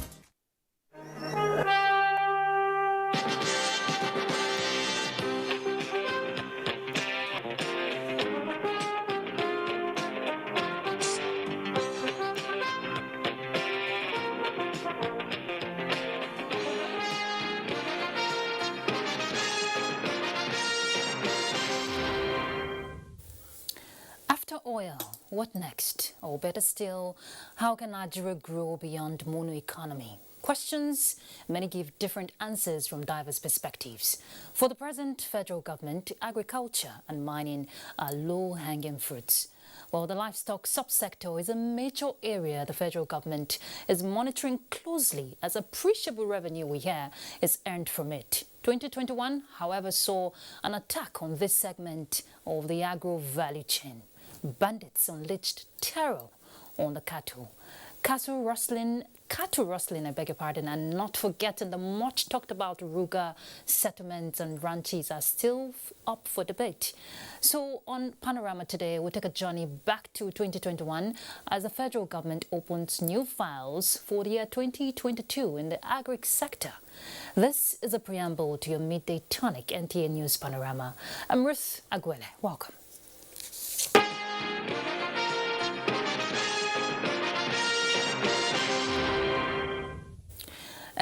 ECOWAS leaders have resolved to close borders with Mali and as well impose economic sanctions on the country. Now, this is in response to the tactics of the military authorities who had toppled democratically elected government to delay elections earlier scheduled for the 27th of February this year.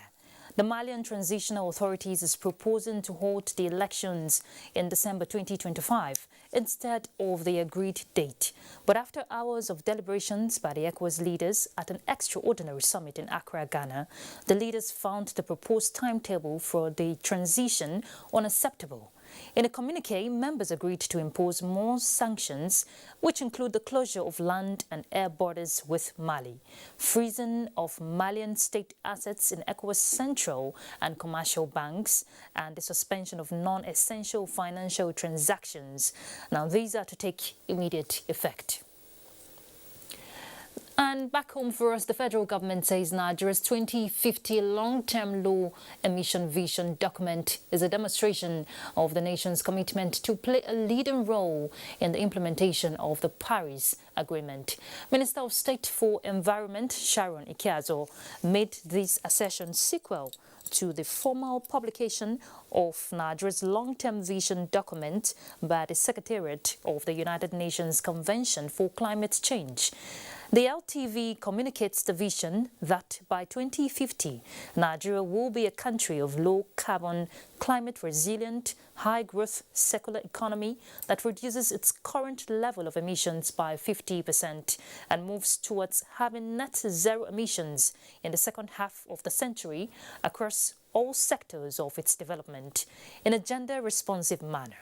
According to the minister, Nigeria will now proceed with the development of the long-term low-emission development strategy, which will develop scenarios and models that will help to translate the vision document into quantified emission reduction targets, together with technology options and cost implications. The developed low-emission strategy will complement Nigeria's energy transition plan and provide options for meeting decarbonization target as announced by President Muhammadu Buhari at COP26 in Glasgow. Zamfara State Governor Bello Mohammed has reassured the communities recently attacked by flame bandits in Ankara and Bakuyum Bakuyum local government areas of the state that government is committed to addressing the humanitarian crisis arising from the unfortunate incident as efforts are being intensified towards achieving lasting peace. The governor made the remarks while on a sympathy visit to the ravaged communities where 58 persons we hear have been confirmed dead. Let's get more details from Haliru Mohammed. The attacks recently launched by fleeing bandits on some 5 communities in Anka and Bukwim local government areas of Zamfara state have resulted in monumental loss of lives, wanton destruction of property, and massive displacement of persons, especially women and children. Governor Bello Muhammad was in the areas to assess the situation and commiserate with the affected communities over the unfortunate incident. The governor visited the emir of Anka, Tahir Muhammad, and that of Bukwim, Muhammad Usman, in their respective palaces, where he received the actual list of villages attacked and the number of victims who lost their lives, which stands at 58. Breakdown of the death toll shows that 22 persons lost their lives to the attack in Anka Emirate, while 36 others were killed in Bukwim local government area.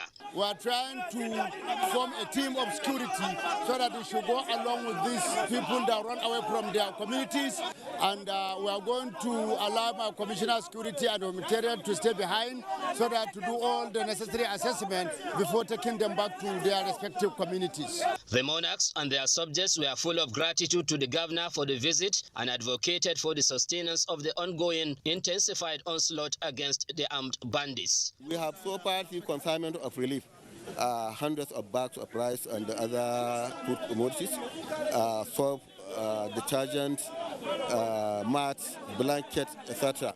In the meantime, Zamfara State Governor Bello Muhammad joined the military forces in repelling armed bandits who attacked commuters along Gusau-Fontua Road, where a number of the hoodlums were reportedly eliminated. The governor later visited some wounded soldiers currently on admission at the Federal Medical Center Gusau, as he applauded the troops for their outstanding gallantry and charged them to maintain the tempo. In Gusau, Haliru Muhammad, NTA News.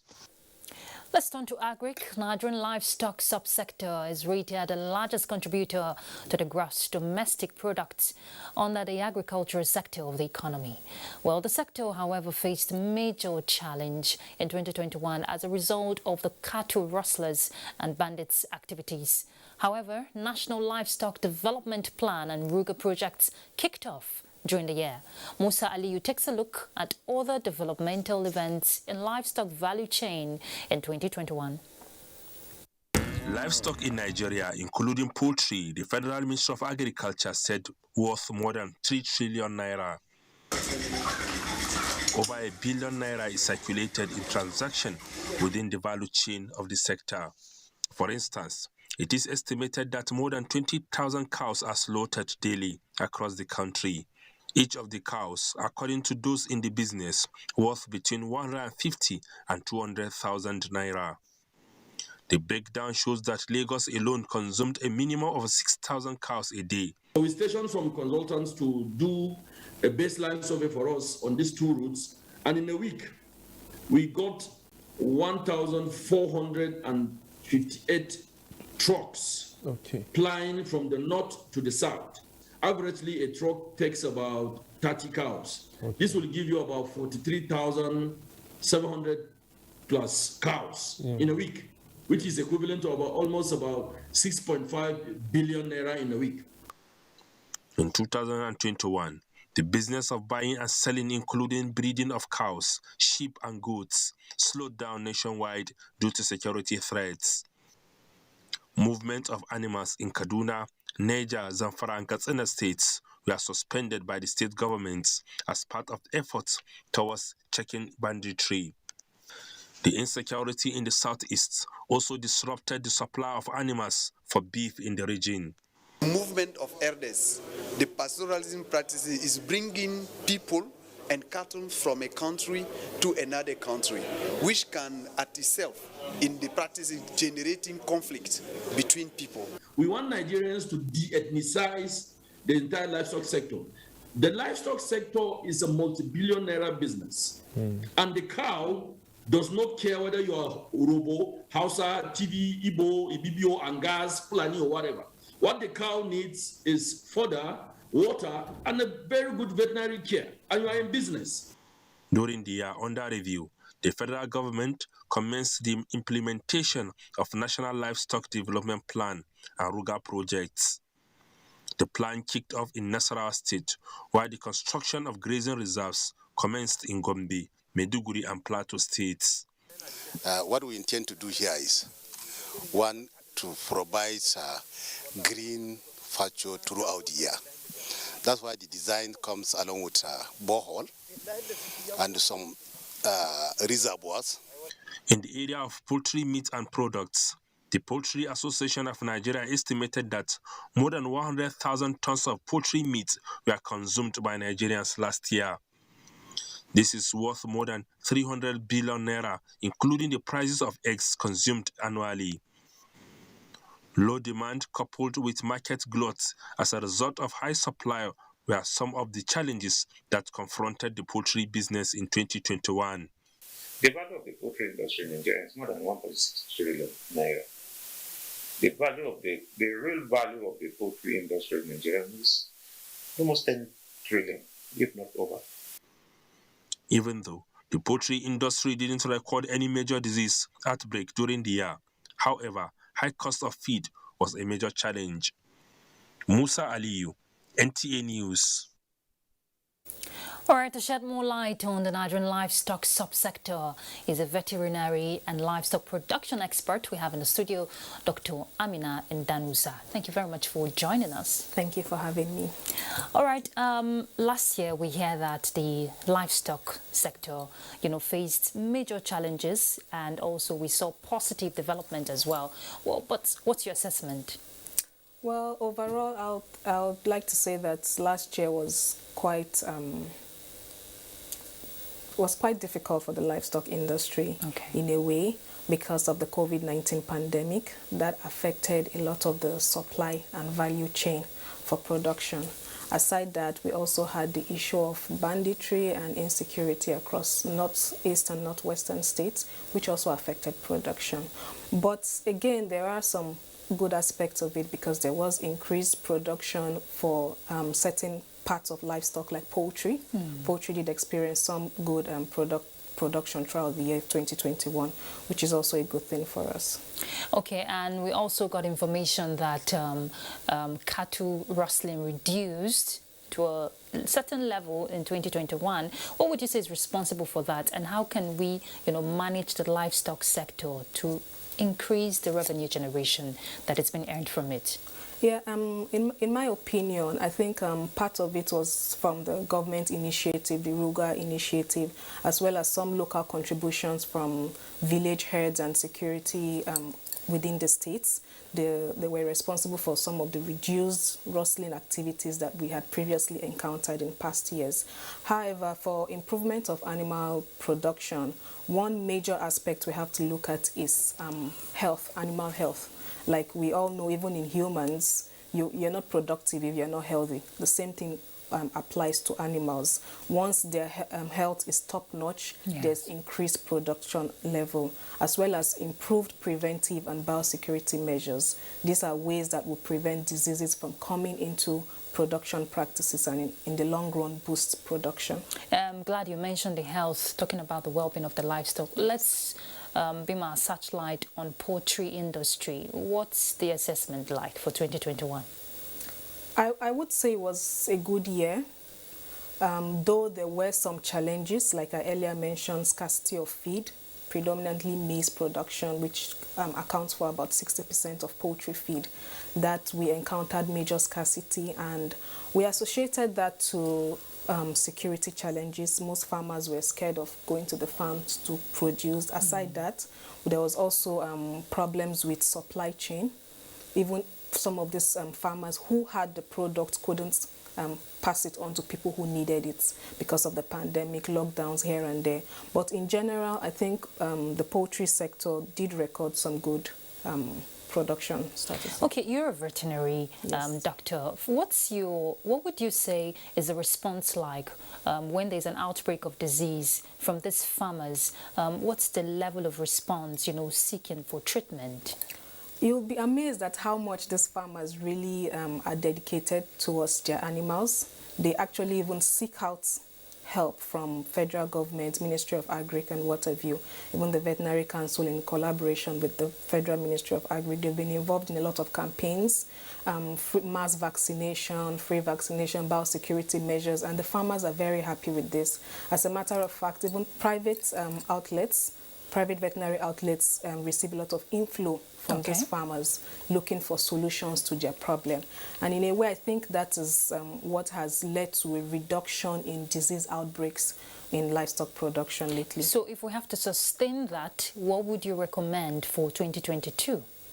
I'm one for enlightenment campaign. Okay. I feel the government should focus more on enlightenment and preventive practices.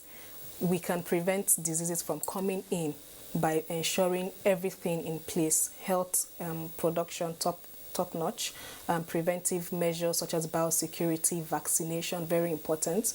We all know that vaccination prevents diseases. Yes. So once you can enlighten farmers on this, and the good thing is a lot of them know about this now. And it's one thing to know, it's another thing to make a move. Exactly, yes. So a lot of them know about it now, and with the help of the governments carrying out free mass vaccination, it has really helped the production sector. Okay, so before I let you go, what would be your projection for 2022 for the livestock industry? What would you say some of the loopholes that need to be addressed for this year so we record progress? Yes, there's been a lot of talks with the Federal Ministry of Agric on provision of soft loans and assistance to small and medium-scale farmers to help boost their production. And for me, I think that is one way that we will be able to assist livestock production in 2022. I see a bright future for livestock production this year. Thank you very much, Dr. Amina and Daniel, sir. Thank you for your time. Thank you very much. All right, let's go on a break. We're back, so please stay tuned. The vaccine offers hope for a safe country free of coronavirus. I urge all state governments, traditional and religious leaders to take the lead in the mobilization effort within their environment and spheres of influence. I similarly urge all eligible Nigerians to present themselves and be vaccinated in accordance with the order of priority already mapped out at the various authorized designated centers only.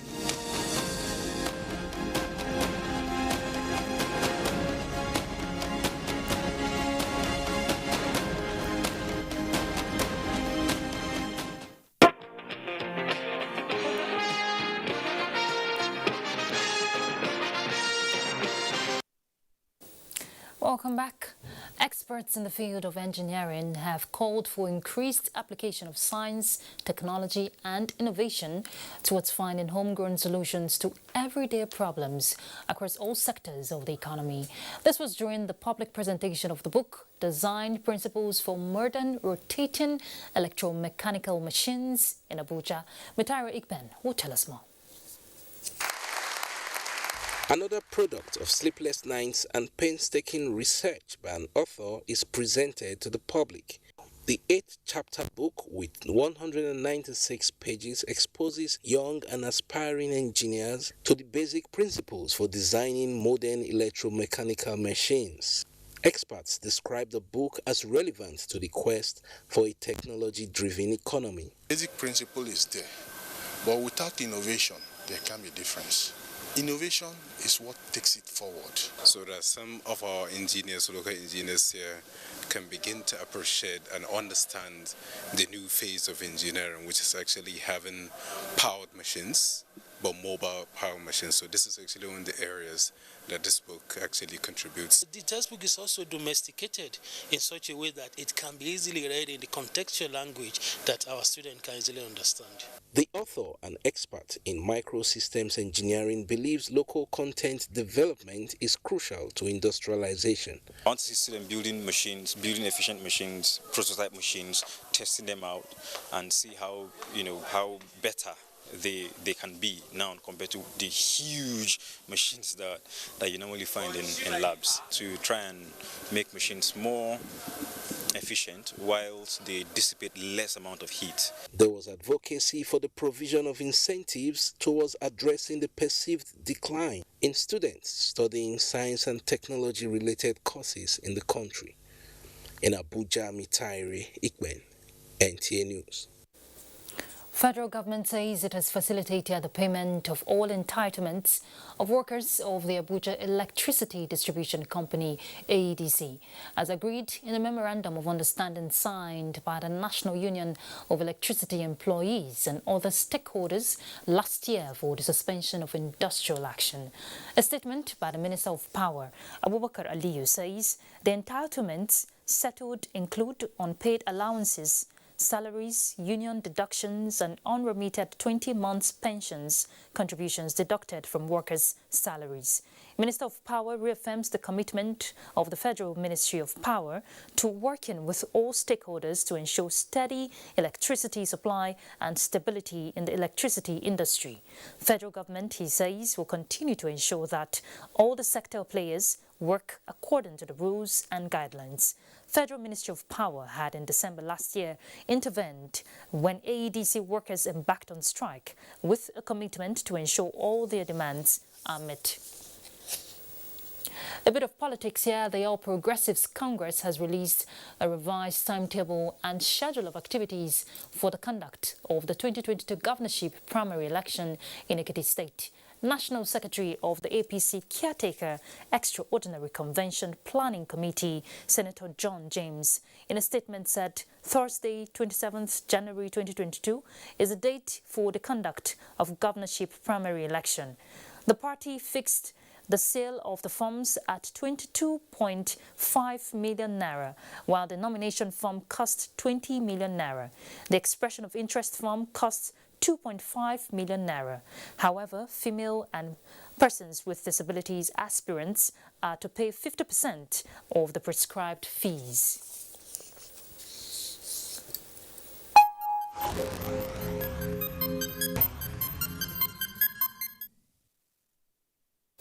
Let's bring you an update on COVID. The Nigerian Center for Disease Control has announced 537 new cases of the virus in the country as at 9th January 2022. Rivers has the highest with 313 new cases, Lagos 178, FCT 19, Kaduna 11, others are Gombe and Ogun with 6 cases each. Ekiti 3 and Abia has 1 new case. Till date, 248,312 cases have been confirmed, 218,997 cases have been discharged, and 3,077 deaths have been recorded in 36 states and the FCT. All right, let's bring you sports update. The wait for the 2021 Africa Cup of Nations in Cameroon is finally over, as Africa's largest soccer fiesta kicked off Sunday. Host Cameroon beat Burkina Faso 2-1. Ethiopia lost 1-0 to Cape Verde. Monday fixtures paired Africa's #1 ranked Senegal with Zimbabwe. Guinea settled scores with Malawi. Morocco will face Ghana, while Comoros will test their strength against Gabon. Meanwhile, President of the Organization of Military Sport in Africa, Major General Abdoulaye Mekano, has solicited the cooperation of member countries towards the success of the 2022 sporting activities to achieve the goals of the continent. I work on my sovereignty of my country, so now it gives me more opportunity, more leverage for me to execute my own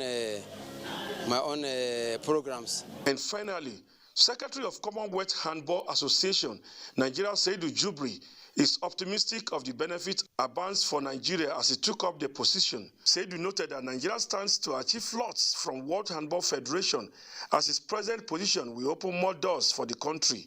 Whatever we are going to do, Nigeria will be given a primary role, because they are the resident federation. Seydou Jubri was elected secretary in December, becoming the second Nigerian to hold the position after General Ishola Williams retired. With sport updates, Clement Olorutoba, NTA News. All right, we're done with Panorama. But remember, it's another day, another opportunity for you to do the right thing by standing against rape and rapists. I'm Ruth Aguele. Bye.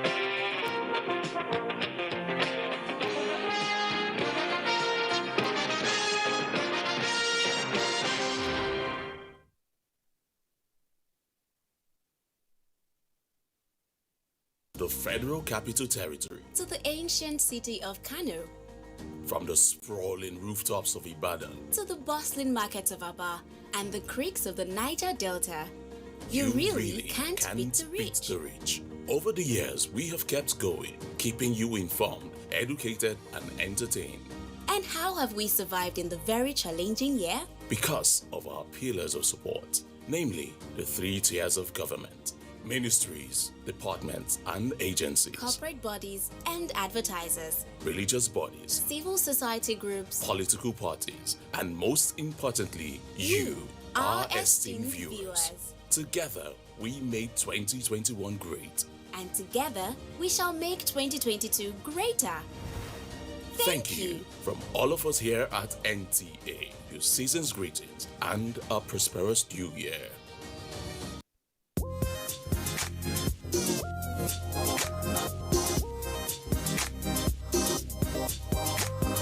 Wannan labarin ma yana peji na 36.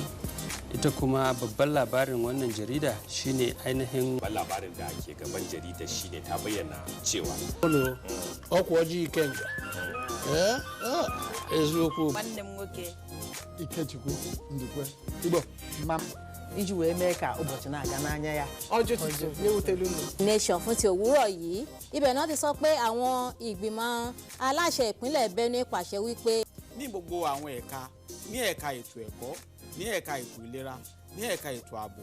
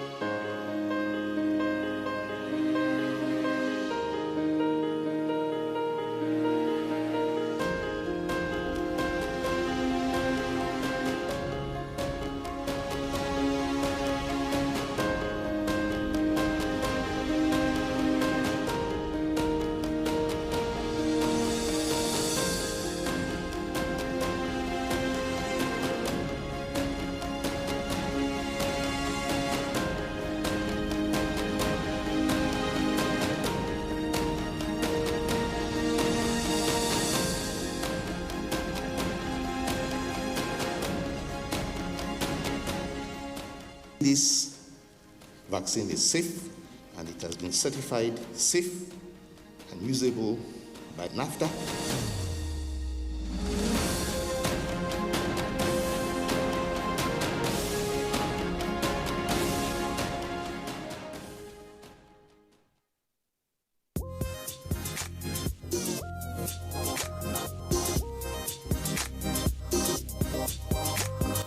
Wannan labarin ma yana peji na 36. ita kuma babban labarin wannan jarida shine ainihin labarin da ke gaban jarida shine ta bayyana cewa ọkwaji ikenga eziokwu nwanne m nwoke Ikechukwu Ndukwe Igbo mam iji wee mee ka ụbọchị na-aga n'anya ya ọjọ́ tuntun léwútẹ́lú nù. Nation fún ti òwúrọ̀ yìí ibẹ̀ náà ti sọ pé àwọn ìgbìmọ̀ aláṣẹ ìpínlẹ̀ Benue pàṣẹ wípé ní gbogbo àwọn ẹ̀ka ní ẹ̀ka ètò ẹ̀kọ́ ní ẹ̀ka ètò ìlera ní ẹ̀ka ètò ààbò.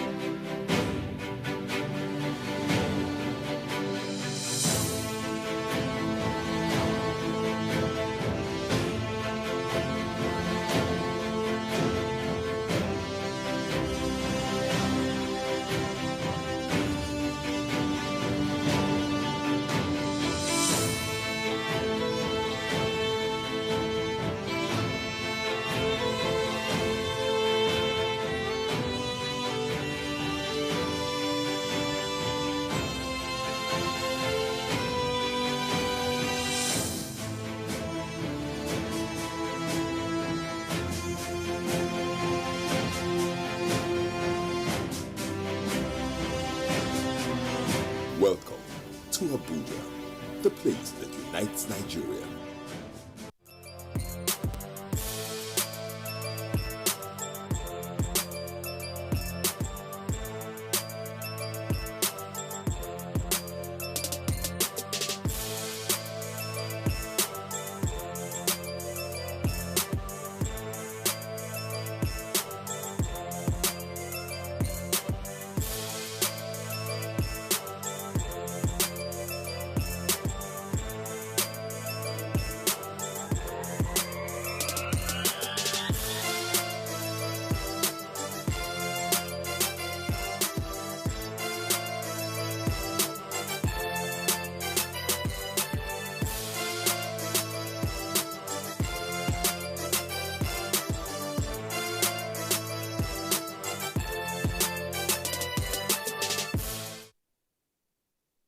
Being thrifty is a trait that every cake maker should imbibe. Some ingredients or flavors for cake making and decoration can be sourced within our vicinity. A baker can use some of these homemade ingredients to achieve a fantastic and tasty cake with minimal costs. You're watching Baker's World on NTA. I am Funke Oyeyele. Thank you for joining me on the program.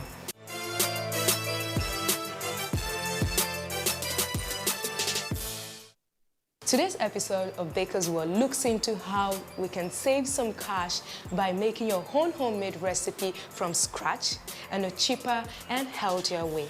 We'll also be having a conversation with our professional baker, which I'm sure our experience in the baking industry will encourage you greatly. And of course, the decoration will leave no stone unturned.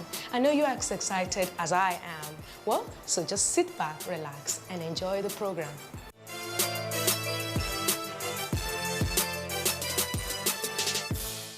It's our Let's Bake segment, and our cake maker, Olushola and Anne, our sister, will show us how to make a citrus cake, a Swiss meringue buttercream, meringue kisses, and lots of goodies. Sounds so yummy already. If you're ready, let's bake.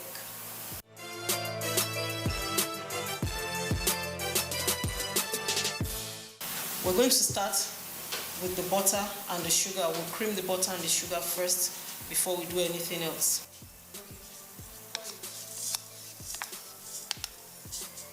We will allow the butter and the sugar combine before we add the other ingredients.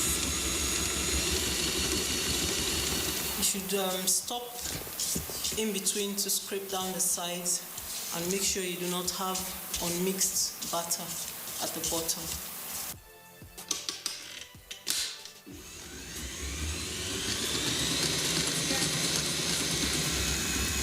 Add our eggs gradually.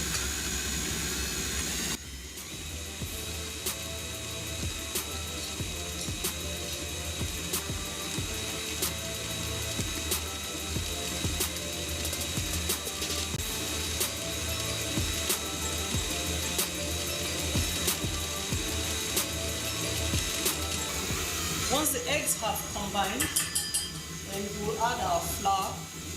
We'll add orange juice, we'll add the zest of orange, we'll add preserved cream of tartar and baking powder. We've divided our flour into 3 parts, and then we'll add each part gradually, but the part with the baking powder will go in last.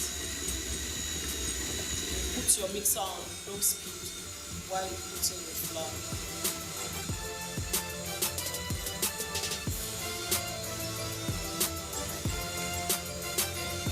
The beauty of this recipe is the fact that you get to use natural flavors which are readily available.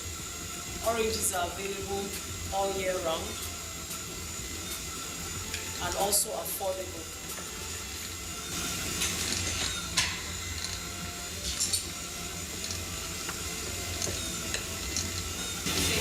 All our other ingredients will be added as well.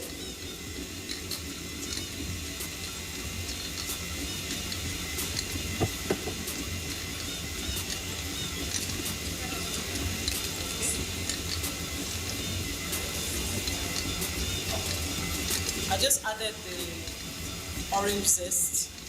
That's the zest of 1 orange. Lastly, I'm adding the orange juice.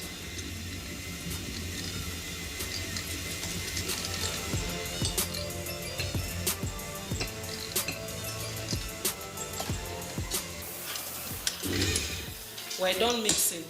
I've prepared 2 10-inch pans. I'll pour my batter into the pans and then we'll bake.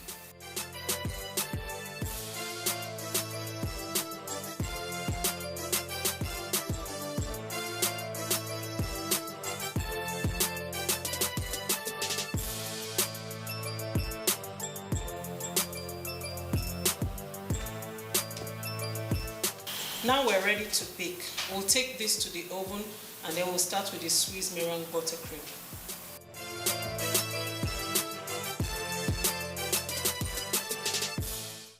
Now we're ready to make our meringue cookies or kisses. Basically, meringues are egg whites and sugar. They are better made in stainless steel bowls, and if you must, you have to clean your bowl with vinegar so that you can ensure it is grease-free. You just put in a little vinegar and use it to wipe. In goes our egg whites. We'll use our balloon whisk.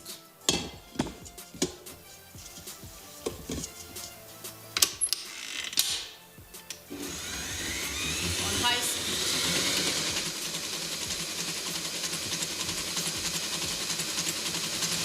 I'll put in a little cream of tartar once it starts bubbling. I want to add sugar gradually. You add it gradually, let it dissolve before you add the rest. That way it will form very smooth and silky around. In goes the sugar.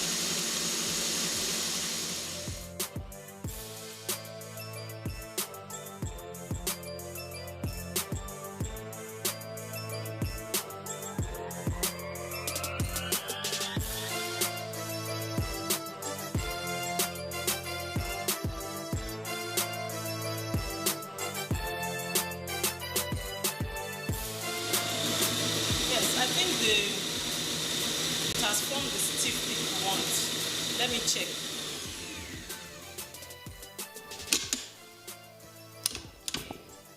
There you have it. We'll pipe our meringue kisses and bake at 100 degrees centigrade. After the meringue is ready, I'll fill up my disposable piping bag and then pipe some. The beauty of meringue is being able to get the stiff peak.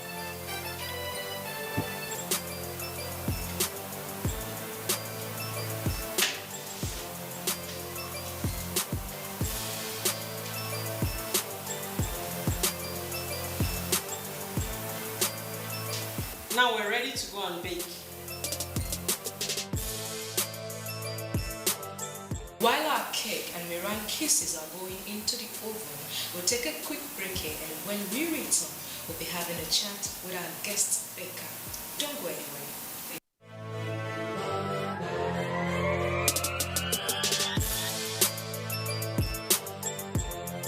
I'm actually a passionate baker. I don't rest until everything is done. When I entered university, anytime I'm broke, I'll make cupcakes and go and sell to the other students.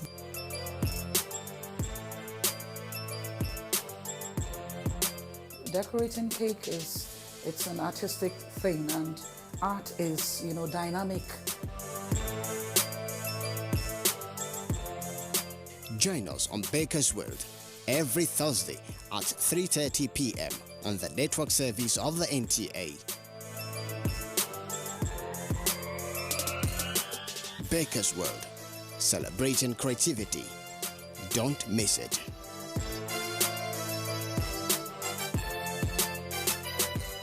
In cakes, sincerely, it's a never say never. If you can dream it, you can bake it. Our guest baker today is an articulate and enterprising woman. Olushola Ajibade is an indigene of Ondo State, born July 2nd, in Kainji, New Busa, Niger State. She had her primary education at Ahmadu Bello University Staff School Zaria and attended Federal Government College, Katsina State. She proceeded to the prestigious Ahmadu Bello University, where she obtained a degree in urban and regional planning in the year 2000, after which she had her National Youth Service Corps in Abuja. Olushola grew up with her mom baking, which inspired her to bake even as an undergraduate. In 2012, she eventually started her baking career, which propelled her to improve on her baking skills by attending trainings and learning new techniques. Olushola Ajibade completed the Wilton method of cake decoration, steps 1, 2, and 3, which earned her an advanced diploma in cake decorating, among others. She is a fitness enthusiast and also likes gardening and music. In cake decoration, Olushola makes her best effort to ensure that her work looks attractive. She is married to a successful architect, Adeyinka Ajibade, and they are blessed with 3 beautiful children. Today, Olushola Ajibade is the CEO of Galaxy Confectionery Venture. Join us as we have a chat with this versatile and creative baker, Olushola Ajibade. And the woman we've been talking about is right here with me on Baker's World. You're welcome to Baker's World, ma'am. Thank you. Good afternoon. So let's talk a little bit about your experience so far in the baking industry, how you started, where you are today. I grew up with my mother baking, and back in the day in university, we used to just bake for fun or just to get a little pocket money to get by. But about 10 years ago, I wanted a cake for my daughter, and I went to the bakery. And the bakery I used to go to turned me down, saying I had to give them like 3 days notice. And I thought, why not? Let me go back and do what I know to do. Maybe not perfectly then. And so I pulled it off with 2 cakes, and my husband was surprised that, why do we have to go to bakeries and they keep telling us their own terms, you know? So the next time he came back with a gift, he bought me a hand mixer. And that was how I started. What are some of the challenges that bakers here in Nigeria experience in this industry? Basically, the problem bakers encounter, which I think every other person can relate with, is the issue of light and substandard products. These two can really affect your work and end products. Yes, there are substandard products like cocoa powder or any other thing that we use to bake. You will not get the proper turnout like you would want. You need to get to trusted brands. Make sure you buy from known producers only. Otherwise, if you pick anything off the shelf from the market, you will get a different result, and you will have to pay for it because all the client wants is their cake. Tell us about the most difficult cake that you've ever baked. Well, the most challenging cake so far that I think I had to make was when I had to present a cake for an exhibition. Yes, it was going to be for Independence Day. I've never done a talking drum, hand painting.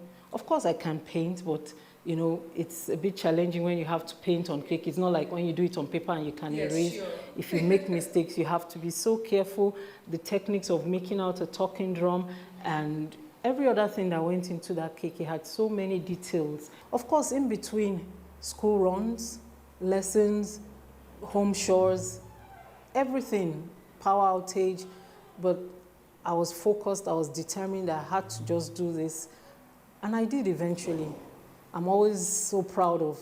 Let's talk about today's cake, the citrus cake, and of course you making the meringue cases from scratch. What's the inspiration behind doing this instead of buying from the store? If you want to make simple cakes, you can look for things around the house. You understand? Citrus cakes are made from oranges, like the one I'm making for you today. You just need the orange zest. You need the orange juice itself, and that will do as natural flavoring for the cake. It's simple to get. Oranges are everywhere. If you choose to use any other fruit as well, they are easily accessible. That is it. And for the meringues are made from egg whites. Usually, whipped cream can be very expensive, and sometimes you won't even find to buy, and very technical to use as well. So it can be cumbersome if you need to get whipped cream, you can't get. You can always make your own using egg whites with butter. Those are the basic ingredients you need for Swiss meringue. You need egg whites, sugar, butter, just household things. You don't have to worry, where will I get whipped cream from?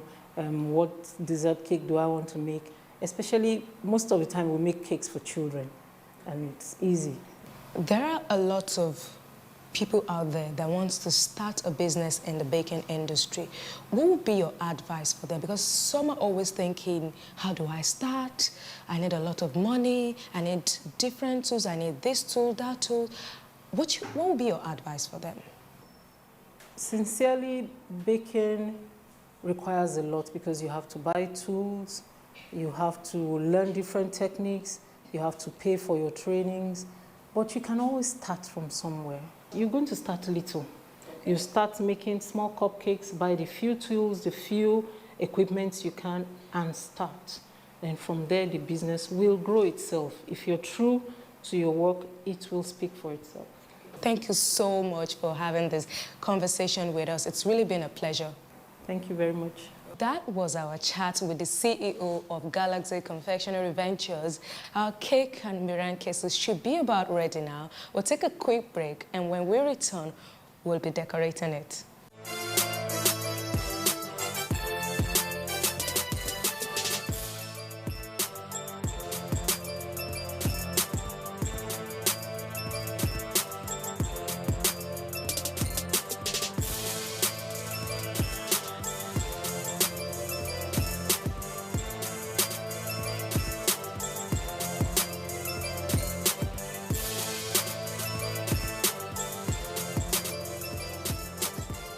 I'd like to talk about excellence. There are some bread I cannot eat. There are some cakes I won't eat. And there are some cakes some set of people will not eat.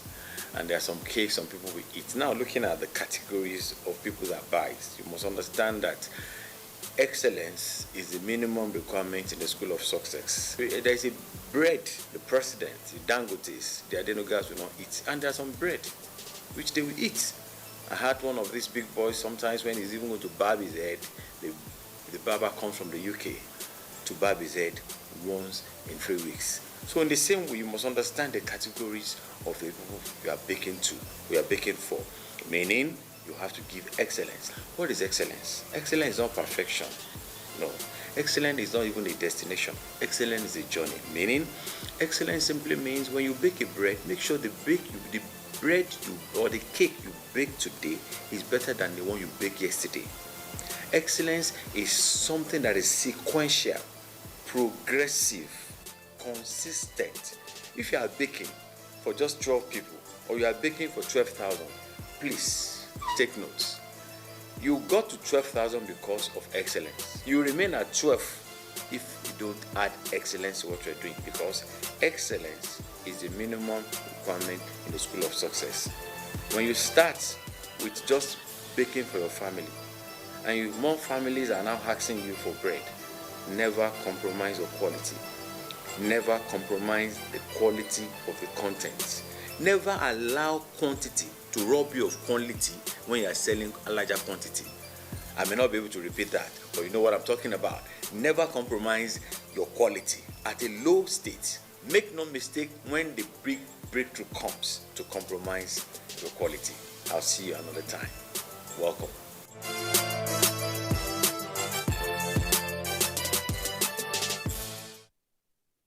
We're about to make our Swiss meringue buttercream. We start with our sugar and egg whites. We'll whisk it thoroughly and put over a double boiler until all the sugar granules have dissolved. Now over to the double boiler. The essence of this is to enable the sugar dissolve.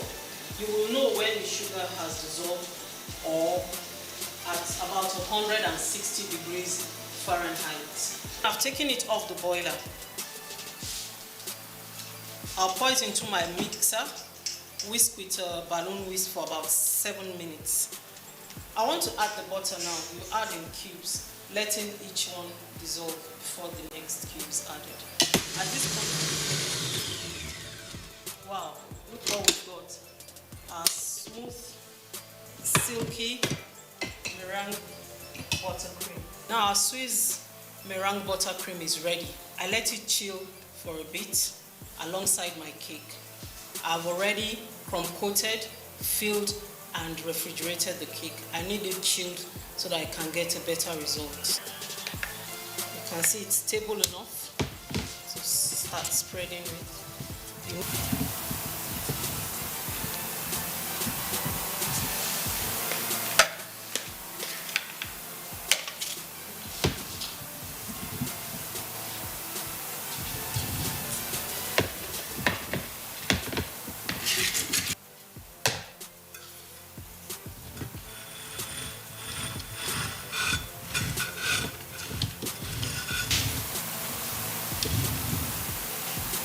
Now you have to chill it a bit before you come back for the second round.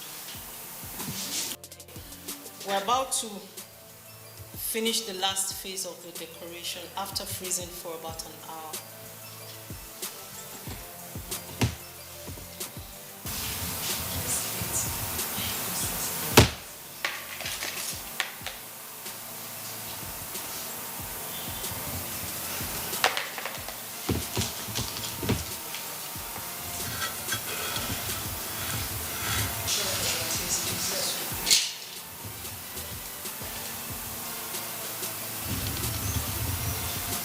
Now we're going to decorate the cake. We use the meringue cookies that we had baked earlier on. We use some fruits and some chocolate topping.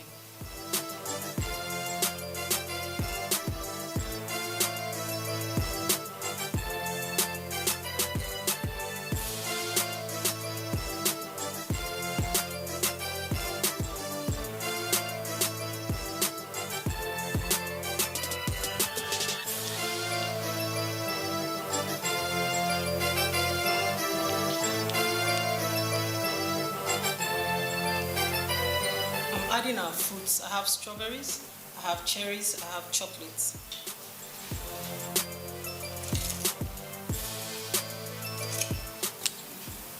And of course, some of our meringue cookies which we baked earlier on.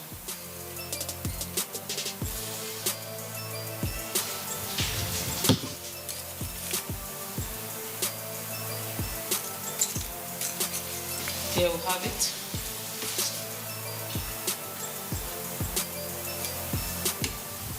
This is our citrus cake, and we have frosted it with our homemade whipped cream, that is Swiss meringue buttercream, and also homemade meringue cookies. Wow, wow, wow, wow, wow. This is really, really beautiful. Well done. I feel like it's my birthday already, although it's not my birthday. I can see the cookies. It really turned out very, very well. Look. You see, this is what we are talking about. You don't need to spend a lot of money if you want to have an amazing recipe like this. You can use your basic ingredients at home to make such yummy cake like this, and you will get the same result. Or do you think it's difficult? Well, before we go any further, I need to have a taste of this. What about the meringue kisses? Yes, okay, you may, please. I can just start with this. Yes, you may. Very delicious.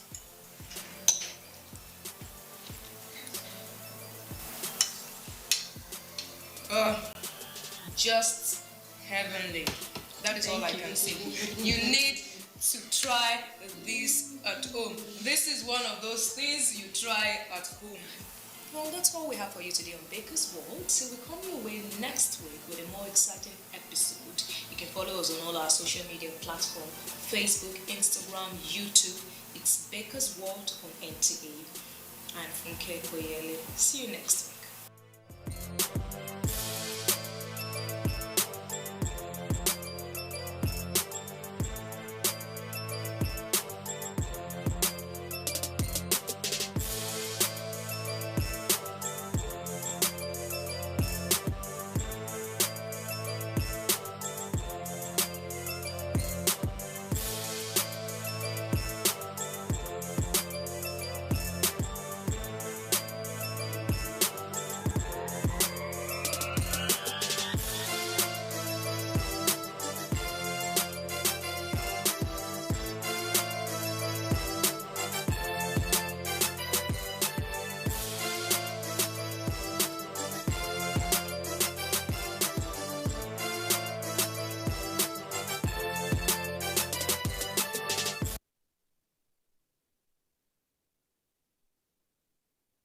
Agebenu Omoha is a graduate of Benue State Polytechnic, Ubokolo, from the Department of Graphic Art.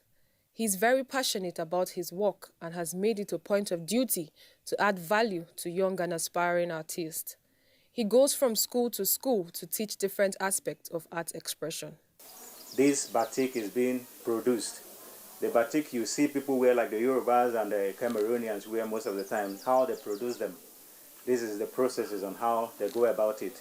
Like what you can see here are the materials.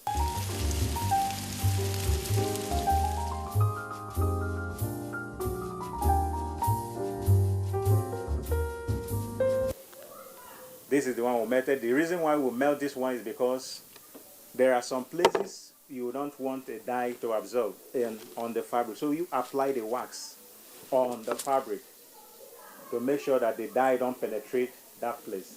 That is the reason why we use the candle wax. As for the rest, they go together, but the candle wax stands alone. And for the brush you are seeing here, you can use the brush to use in making designs on the fabric. I'll spray the fabric and then we'll begin to apply the candle wax on the fabric.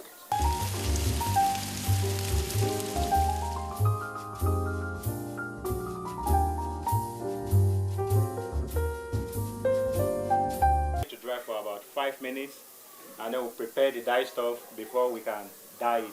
Now this is the warm water that we're going to mix our dye chemicals in before dyeing. You don't have to allow the water to boil very well, because if it boils and it's very hot, when you dip this fabric in it, it will melt the wax away.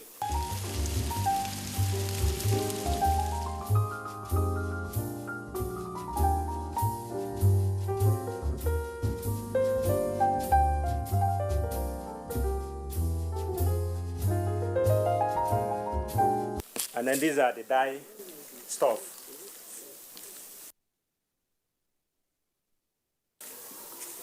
We have two colors, one color, they are both green. So you pour everything in the water. Mix everything in the water. So the next thing you do now is to soak the fabric in the dye stuff that is already prepared.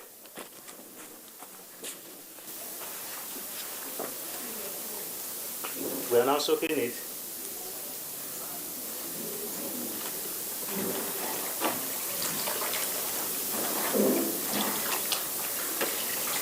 You can see the white area. That is the area of the candle wax. The candle did not allow the dye stuff to penetrate.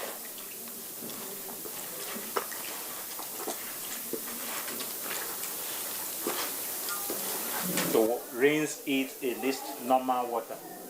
The reason why I'm going to rinse it is because of the caustic soda. If you don't rinse it, that caustic soda, if you use it and sew any cloth and then you put it on, when the sun becomes very high, it will begin to itch your body. So that is the reason why I'm going to rinse it in this normal water.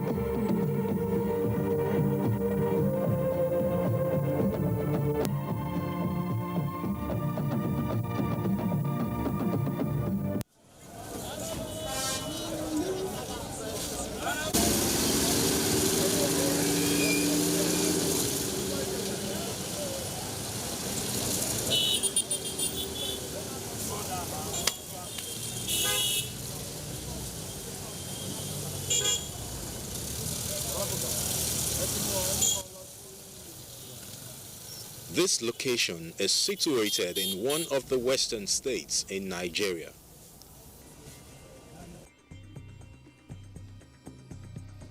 It is called Ajeromi Ifelodun.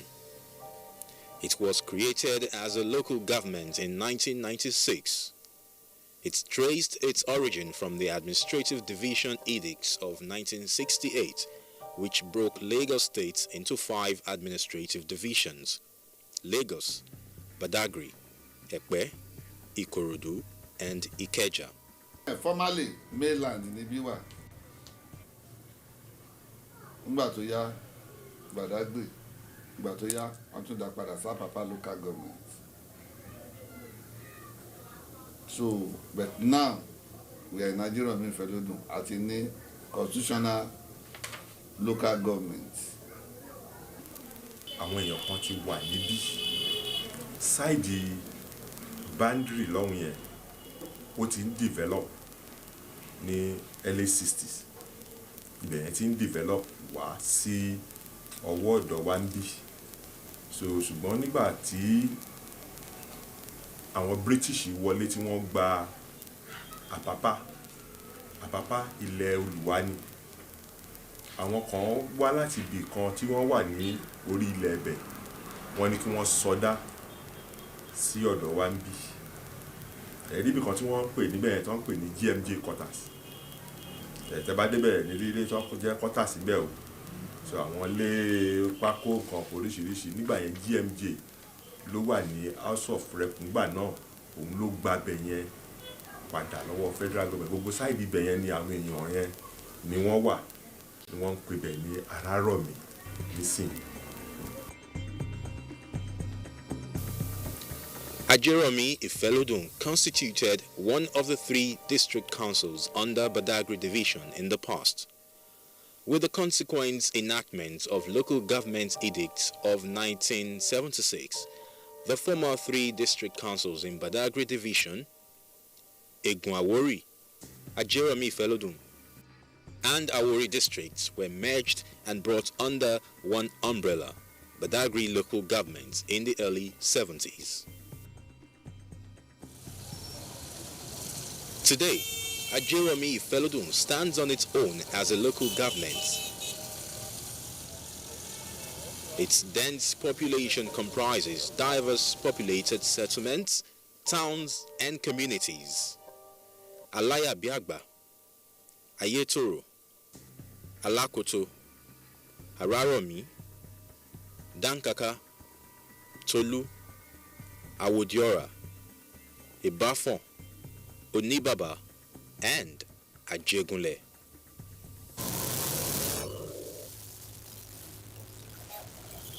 These communities are made up of people of different ethnic origins and cultures. Our grandfathers, they have lived for this area for more than 100 years. Even I went to Zumuratu Islamia Primary School in this Ajeromi. I married here, Yoruba woman, with 2 issues. So, and we stay peacefully with the people in this community. That is the owner of the land, that is the Yorubas. So, no wahala.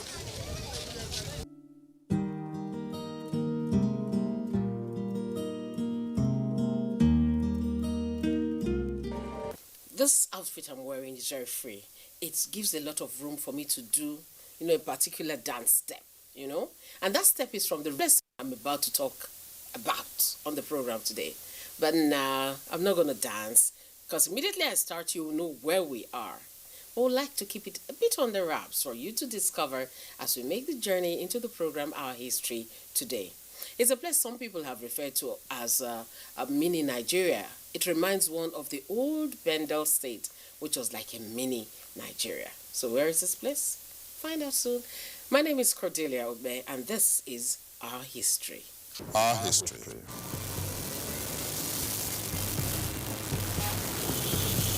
Like the many folk tales that heralded communities and nations, Ajegunle is not an exemption.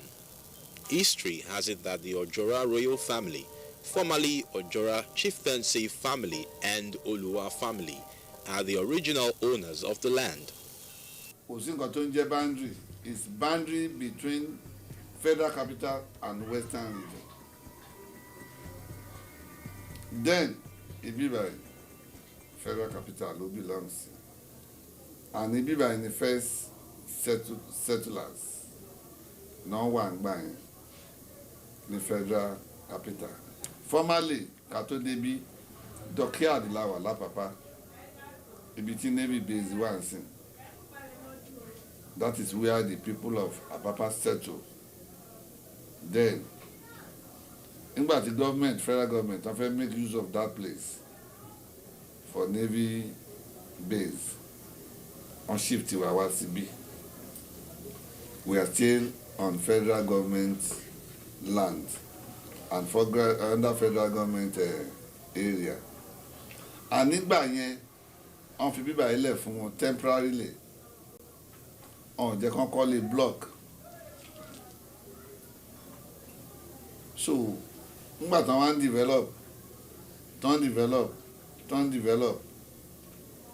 Ilẹ̀ yìí belong to Ojora royal family. Oloto, as some place, Ojora, from this place to Apapa, Ajegunle, Orile, Abuja, part of my two belongs to Ojora. That's where Ajegunle started. Ajegunle is one of the community under Ojora.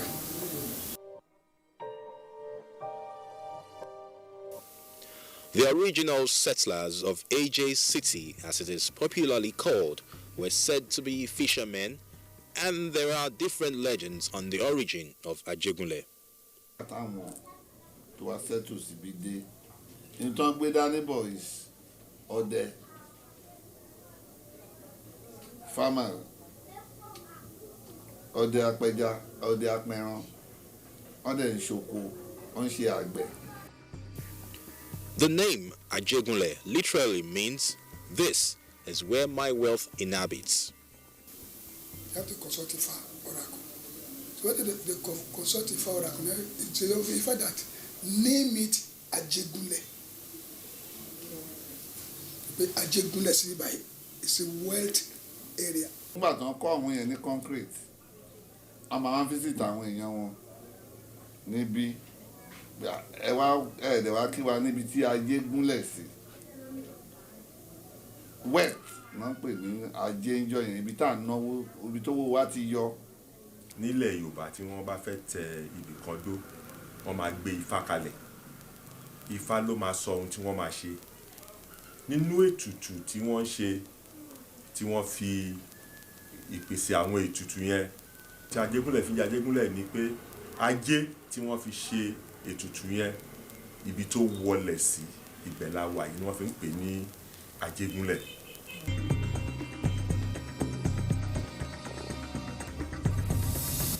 This community houses the biggest and largest school complex in West Africa, the Tolu School Complex. This complex has 33 secondary schools and 8 primary schools. This is Tolu School Complex and is the largest complex in West Africa. Why is it called the largest complex? It is the largest complex because you have 33 secondary schools in this complex and 8 primary schools. All in Ajegunle here? All in Ajegunle. This is Olodi. Where you are now is Olodi. It is also home to Apapa Plant, old site of the federal government's press building, and the popular boundary market, now called Alaya Biagba Model Market.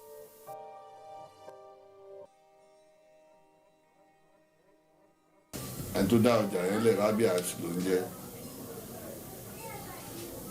Omoduin, Abro Bababin, Olanko Folidi, Ofon Tẹ. Ibi kékeré kan bẹ́ẹ̀ náà fi bẹ̀rẹ̀. Ibi ọ̀nà ni òun bọ́ sí. Ẹ jẹ́ ká dá ọjà sílẹ̀. náà wá fi cross the other side of the road ìlú débẹ̀ abúlé ìyá àgan oko ìyá àgan ibẹ̀ ni táwọn èèyàn ń gbé nínú aláyàbí àgbáyé so wọ́n láti close ẹ̀ fọ́jà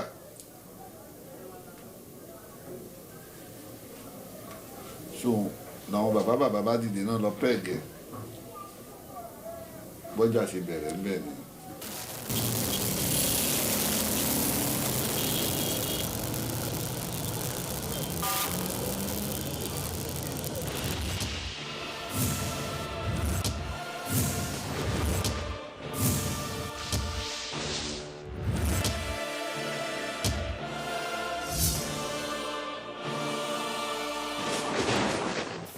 Our history. Now, you know, Ajegunle, you know that kind of thing now. This is a place where you find a lot of people from my region. I used to ask my parents, how come all of Unawona Girl Lagos is AJ? Loads of you stayed. Well, they'll tell you that because it has a lot of water, so it permits a lot of fishing and so on. Okay, why not if not? That has given birth to a lot of unity because we have people from everywhere gathered there. Maybe because they took the meaning of Ajegunle literally, which is where wealth gathers. But it so turns out now that the wealth may not be in monetary value, but a lot of talent. We have a lot of talented souls in Ajegunle city. Name them. A lot of them have their roots from AJ. I want to talk about Daddy Shoki because he's like their brand ambassador. Others are there. Daddy Fresh, Mad Melon, who just passed on, bless his soul, of the Danfo Driver fame, also from there. Fantastic football players, you name them. Showbiz actually dwells in AJ City. Diversity in unity is one major thing the whole nation can learn from AJ City.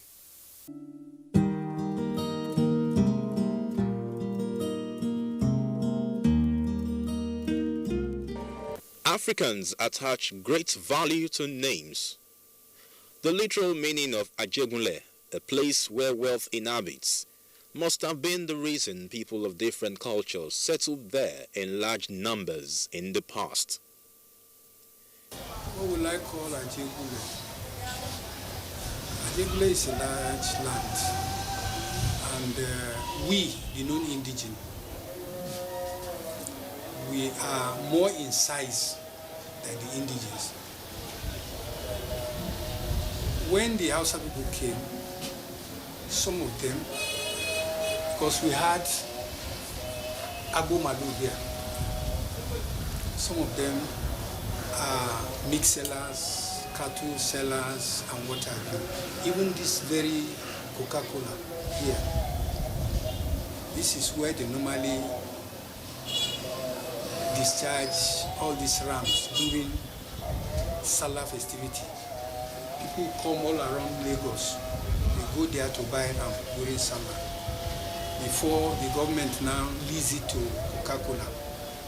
So you can see that the Hausa community here, majority of them are traders. Ibibai àti wọnú ara wa, not only the deltas, even táwọn Hausa bá fẹ́ claim, ó yẹ káwọn Hausa gangan kọ́kọ́ claim pé àwọn náà wọ́n kọ́kọ́ settle síbí. Ṣé káwọn mọ́là ẹlẹ́ran, the Fulanis tó máa ń kọ́ ẹran káàkiri, àwọn náà máa ń kọ́ ẹran jẹ nínú gbóǹbí káwọn èèyàn wa tó dé. Bẹ̀tí nítorí pé àwọn Hausa ọ̀hún kọ́lé, náà ti kẹ́ran wá tẹ́ran ti jẹun tán ti tẹ́ ẹran, they were going. But àwọn tá à ń sọ wọn Delta yìí, táwọn bá ti dé nítorí ibi iṣẹ́ wọn, omi tó súnmọ́ bí, they love and like to stay here.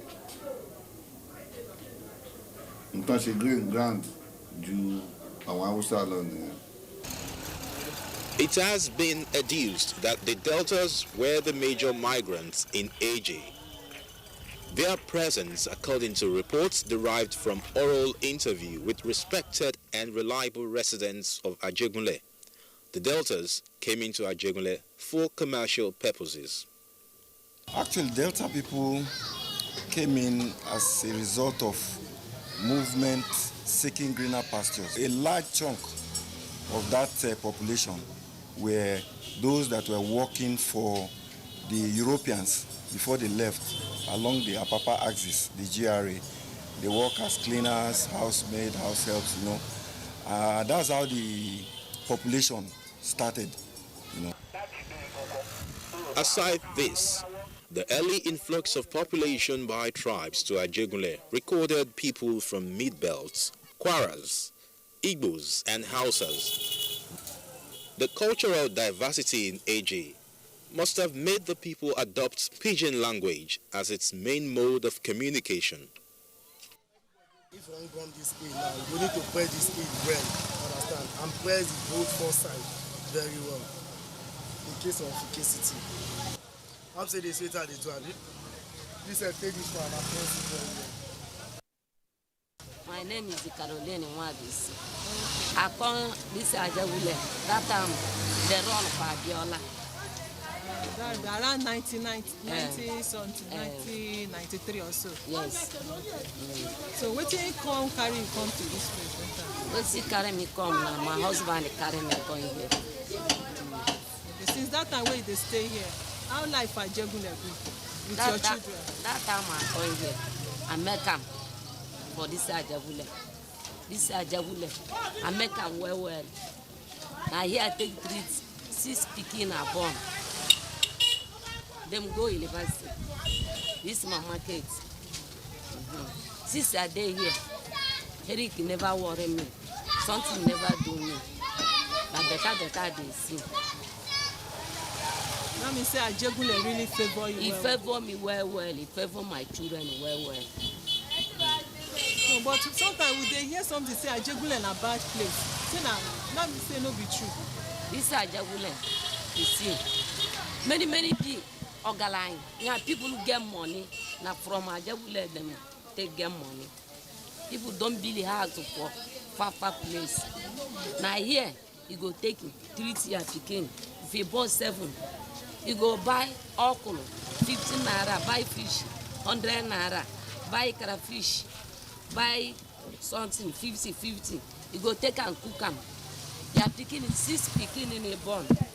Go take and manage you eat. This is Ajawule favor people not get money. Those people not get money, the children, they go school. God will make them be organized now. My life in Buwanko here, in Ajegule as a whole, is the best place so far. You can even cook with 500 naira and buy garri inside. But other places can come here and buy everything. They are all non-indigenous that dominate that place. Hausa, Igbo, Calabar, Isobo, Delta. So they are not that community belongs to so many tribes. So it's not easy for them to understand and speak the same. So their major language, Pidgin English. Our history.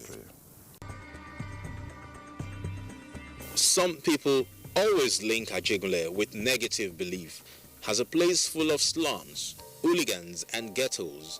But these beliefs are not totally true, as many accomplished popular Nigerian musicians and footballers emerged from this united city, Ajegunle.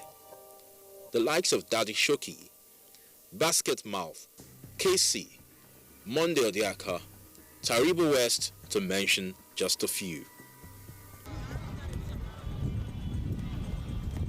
This football field in AJ was founded in late 80s and is named after a stadium in Brazil, Maracana Stadium. The Maracana Stadium in Brazil was officially opened in 1950. It was formerly called Estadio Jornalista, a football stadium in Rio de Janeiro. The stadium was later renamed after its location, a canalized area with the Maracana community.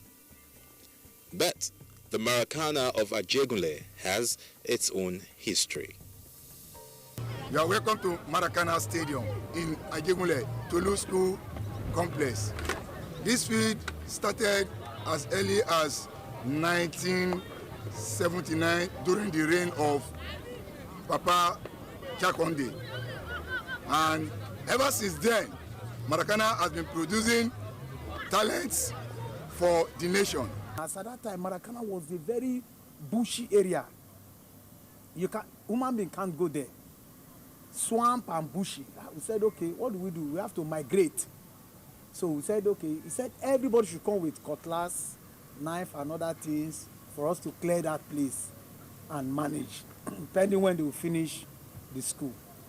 So we said, okay, one Saturday morning, because as we normally train, Marine Dynamos normally train Tuesdays by 4 o'clock and Thursdays and Saturday morning. So we just make out our time that day. We said, okay, let us come out on Saturday morning. Instead of us playing that Saturday morning as usual, let us go to the field and walk. So that was how we went there. We started walking. It took us about 2 to 3 months before we could finish the walk in Maracana. So the last day, after we finished the field, we clear burn grasses. We built our posts. It was a clay soil, so dusty. But as it rains, the rain started washing out the dust before it became what it is today. When you look at our national team those days, when you start counting the players where the areas they came from, you find out that our Jegule players are more. Our history. Your name? My name is Adamu Abubakari. They call me Yaru. Yaru. Yeah. And I noticed say na Yoruba land today. Yeah. I can't bear this Hausa name. How far? Please we say Hausa people don't be since like me now. They bomb me from here. My mother said, "Na here, they marry him. My father married my mother, so they bomb here. My senior brothers, they born all of us from here. So we school for here. Go to local primary school here, and Express Secondary School for Tolu Complex. Yeah. So it be like Ajegule boy. Like Ajegule boy. Ajegule boys, most of them they need a slack. If you see them anywhere they go, you will not see this boy from Ajegule because they need a door. Most of them. So they be action people. They be action people, fast. yeah. Most of them. Yeah. If you sing one song where they take you Ajegule boys, just one, anyone where you remember. Oh, madam, this thing. You sing. Oh. I will sing congratulations, jubilation, celebration in our nation. Somebody call my name. Shocking. People they call him my name. Shocking. Daddy Shocking, you come back again. Me come again, and me come back again. Mama them. Yeah, my name is Sunu Mohammed, aka Tinkwe. Because now we try to play Ajegule with that. Then Tinkwe. Go day forward, you understand? When they leave 1997, you are blessed. I won't go Sudan. Yes, God bless me. Tell your mother, tell your father, tell your brother, tell your sister, tell your auntie, tell your uncle.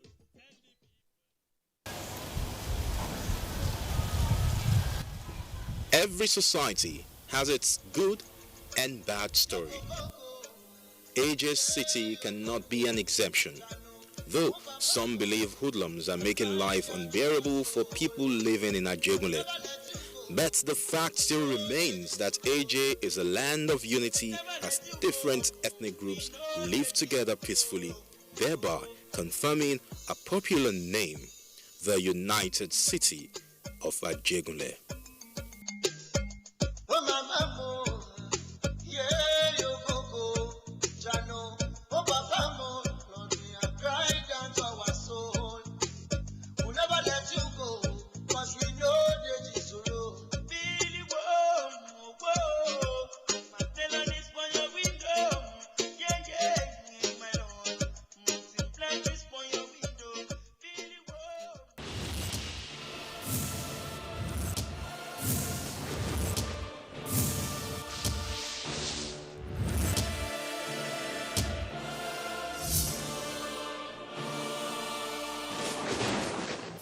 Our history.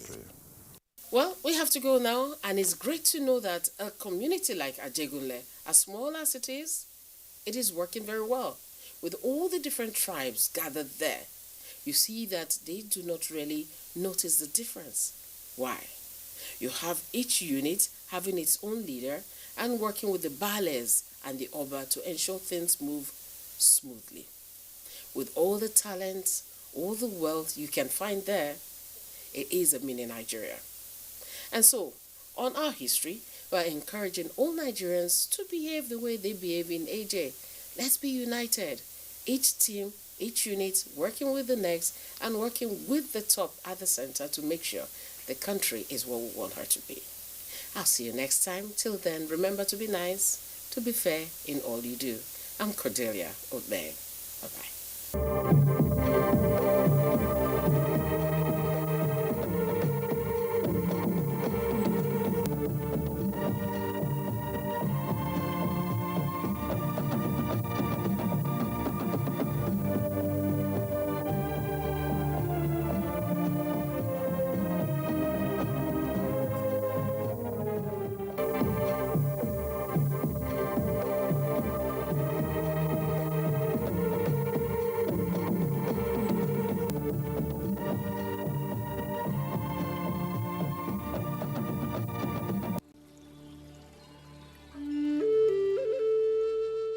There is an epidemic affecting individuals in every community, regardless of age, economic status, gender, race, religion, or nationality. It is called domestic violence. It can take a number of forms, including physical, verbal, emotional, economic, religious, or sexual abuse. The ultimate aim of domestic violence is to gain and maintain total control over its victim. Domestic violence does not discriminate. It happens among people of all ages, ethnic background, and economic levels. While women are more commonly victimized, men are also abused, especially verbally and emotionally, although sometimes even physically as well. Unfortunately, domestic violence is among the most underreported crimes worldwide for both men and women. An abuser doesn't play fair. He or she uses fear, guilt, shame, and intimidation to wear down his or her victims and keep them perpetually under his or her control. Abusers may often seem wonderful and perfect initially, but gradually become more aggressive and controlling as the relationship continues. Here are some signs of abusive tendencies: showing jealousy of the victim's family and friends, accusing victim of cheating, controlling who the victim sees, where they go, or what they do, preventing the victim from making his or her own decision, intimidating the victim with guns, knives, or other weapons. Noticing and acknowledging the signs of an abusive relationship is the first step to ending it. Therefore, abusive behavior is never acceptable, whether it is coming from a man or a woman, a teenager or an older adult. We all deserve to be valued, respected, and safe.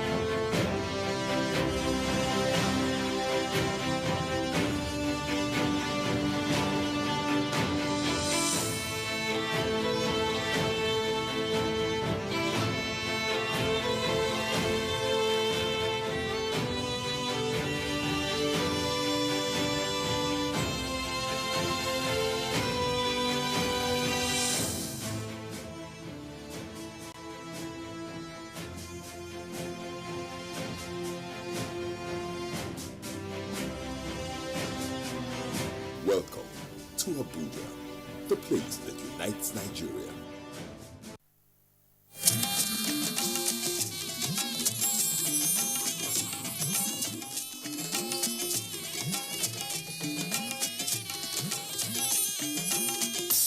This is the network service of the NTA.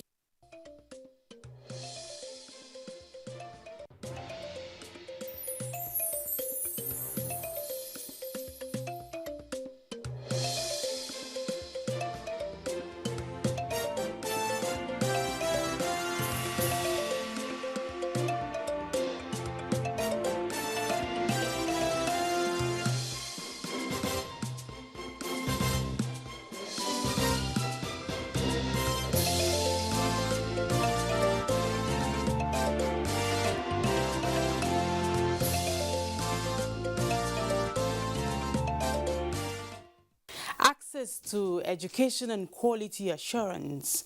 How has the nation fared in the quest to improve human capital development? The revolutions in the rail subsector as Nigerians enjoy dividends of democracy.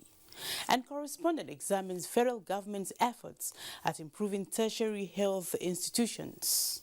Many thanks for joining us on this edition of The Correspondents as we continue with the scorecards of some sectors of the economy in 2021. I am Tessie Omeri. You're welcome. Now, let's begin with the education sector. Despite the setback of COVID-19 pandemic in 2020, the sector bounced back to life in 2021 with milestone achievements in digital literacy programs. Correspondent Abdul Malik Hassan tells us how the education sector fared last year. The year 2021 was like a remedial year for the education sector, having experienced challenges in 2020 arising from COVID-19 pandemic, leading to closure of schools for months. New normal comes with new innovations. At the center of this was the introduction of e-learning platforms by the Federal Ministry of Education to provide access to high-quality and comprehensive education to students, teachers, and researchers. But the worrying number of out-of-school children became a priority. Radio and television became alternative classrooms in some states, and 24 teaching and learning materials produced in English and other major Nigerian languages for adult and non-formal education distributed to the 36 states of the Federation and the FCT to improve basic literacy skills. The government has provided getting to about $500 billion to ensure that these monies, based on the statutory transfers, are passed to states to support their basic education sectors. In the period under review, the Tertiary Education Trust Fund disbursed the sum of 6,396,159,060 naira for 217 research proposals recommended by the National Research Fund under 2020 Grand Circle exercise. Approval for the establishment of African University of Aerospace was granted and licenses given to 20 new private universities approved by the Federal Executive Council to consolidate on the existing universities. We at NUC, we talk about quality education. We're talking about education that is functional, that is fit for purpose, to ensure that the average student enters a campus and is able to imbibe the prescribed minimum levels of competencies and knowledge. So when we go for program accreditation, we want to see how many students are in this program, how many lecturers are there. We have already, as NUC, long ago prescribed what we call space standards. What is the space requirement in a lab? How many students should this lab optimally contain at each point in time?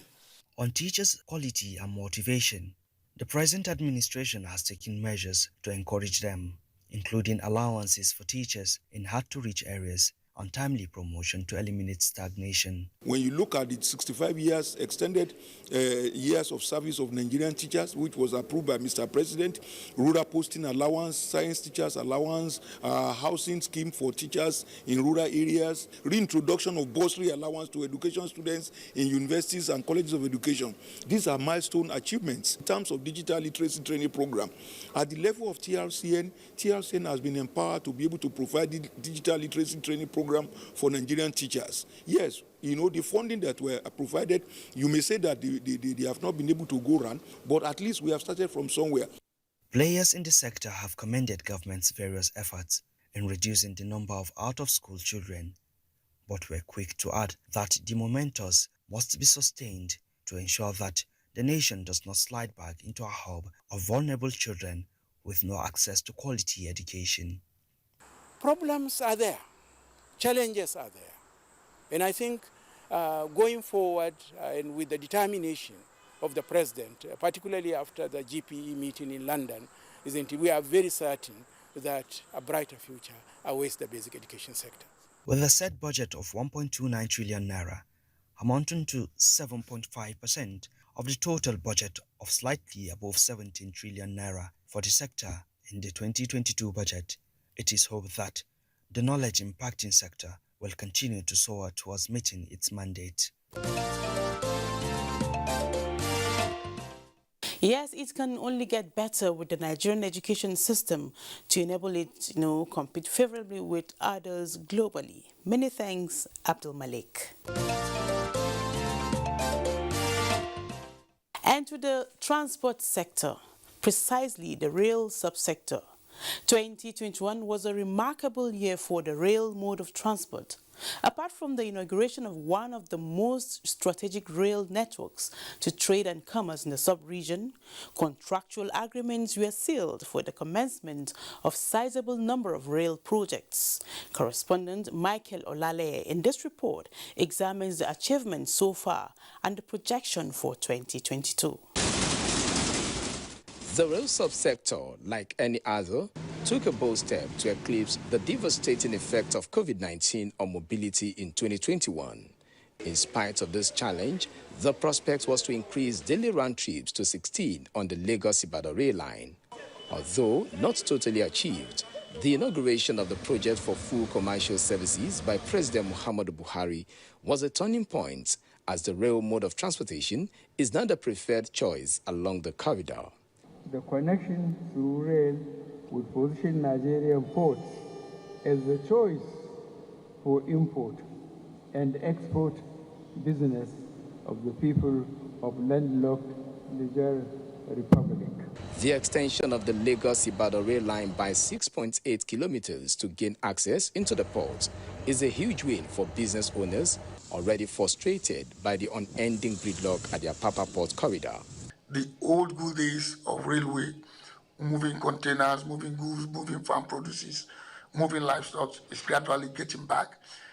Supply chain mechanism is being improved. At the back of this big win, more contracts for the expansion of the rail network were signed. The Kaduna-Kano is progressing, and the Port Harcourt-Manuguri reconstruction, we are working seriously to ensure that we achieve meaningful results. So we are also looking for funds, both for the standard gauge and to complete Calabar, Lagos. The Kano-Maradi rail line is no doubt a game changer in the quest to make Nigerian ports preferred destination for West African-bound cargoes. The country would earn revenue through expansion of trade and commerce. The gains are enormous, but the low point was the use of explosives to destroy certain portion of the Abuja-Kaduna rail line, and the perceived preference for rail transportation ensured that services were restored within 48 hours. In 2022, there are optimism of increase in frequency, especially on the routes already activated, while freight service is expected to commence in March on the Lagos-Ibadan standard gauge rail line. By 2022, we have no excuse not to meet the 16 round trips for Lagos-Ibadan and consolidate on the 12 round trips for Abuja-Kaduna. And we're also finding a way to increase the frequency of the Takpe-Warri to 6. Just like when it was introduced on the Abuja-Kaduna route about a year ago, January 2022, she witnessed the introduction of e-ticketing on Lagos-Ibadan and Warri-Takpe rail lines, and this should lay a solid foundation for the harvest of some rail line projects that will be delivered in 2022. And Michael Olale joins us from Lagos via Zoom to speak further on the initiatives in the rail subsector. Hello, Michael. You're welcome to the correspondence. Hello, for having me. Thanks for having me. All right.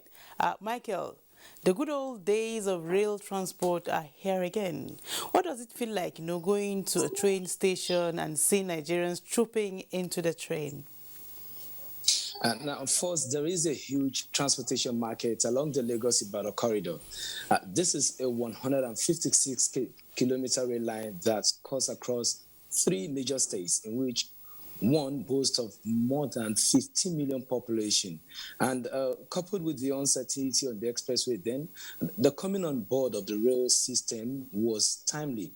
Now, in December 2019, a free train ride was put in place to give people a tip of what to expect along the axis. And Since satisfaction means you refer someone, the population keep growing. People are not just impressed about the magnificent train stations, but also the ease in mobility, the beautiful landscape, the peculiarity of all towns and villages along the route. In fact, the fact remains that people are eager to visit the train station more than the airports because of the beautiful environment and terrain as you navigate. The surprise is that every moment there is this feeling from people that can this actually work in Nigeria? Sometime around July, let me give you a good scenario here. Sometime around July last year, I was on the train with my cameraman to feel on board experience of travelers. I approached a man, he declined comment until the end of the ride. But I was not expecting him to come back for any comment. But to my surprise, he approached me as we get to Abuja that he wants to speak because this is massive. Is it the conveniency on board or everything? Simply put, everybody is eager to have a feel. And why this is special than the good old time, or the good old days rather, is that technology is driving the process now. Okay, indeed, a beautiful experience. You know, you talked about them looking at the beautiful sights during the travel, which means that aside the travel experience, it provided an opportunity for them to see beautiful sights in the country. So tell us, how was the train movement, or how has it reduced traffic gridlock in Lagos and other neighboring states? This is just a case of something working well.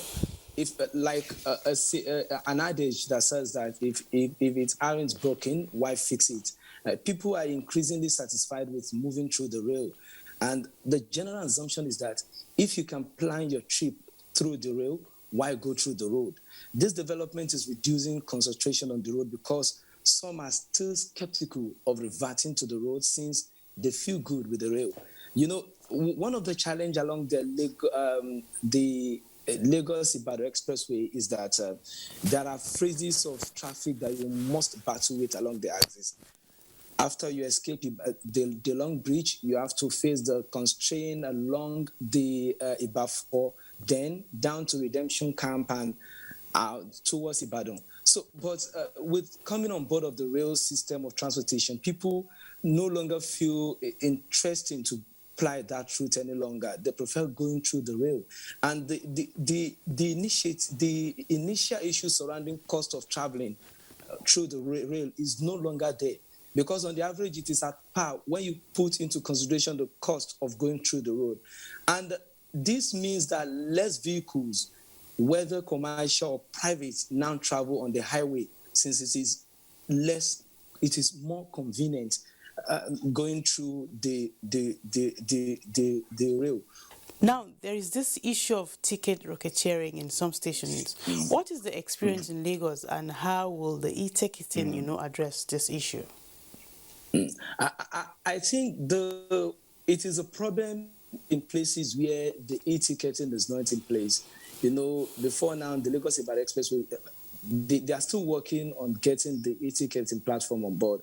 I think it is a problem in places where the e-ticketing platform has not been incorporated. I remember the managing director of the Nigerian Railway Corporation once shared with me that since the introduction of e-ticketing on the Abuja-Kaduna rail line, that revenue grew by 50%. So the solution is in having all routes incorporated on the e-ticketing platform.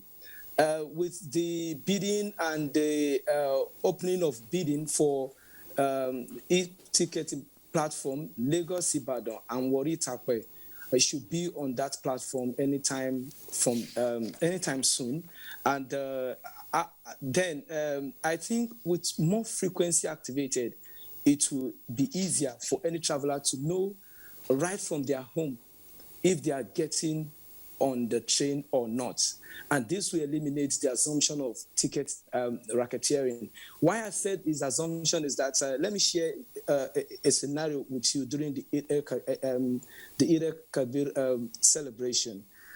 Then only 2 round trips were active on that route. If you can't make the train early in the morning at 8 o'clock, then you have to wait till probably 4 in the evening or 6.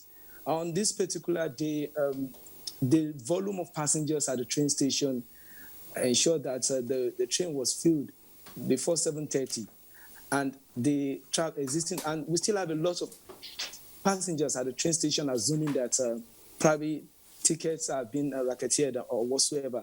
And this particular scenario forced the management to activate an additional round trip.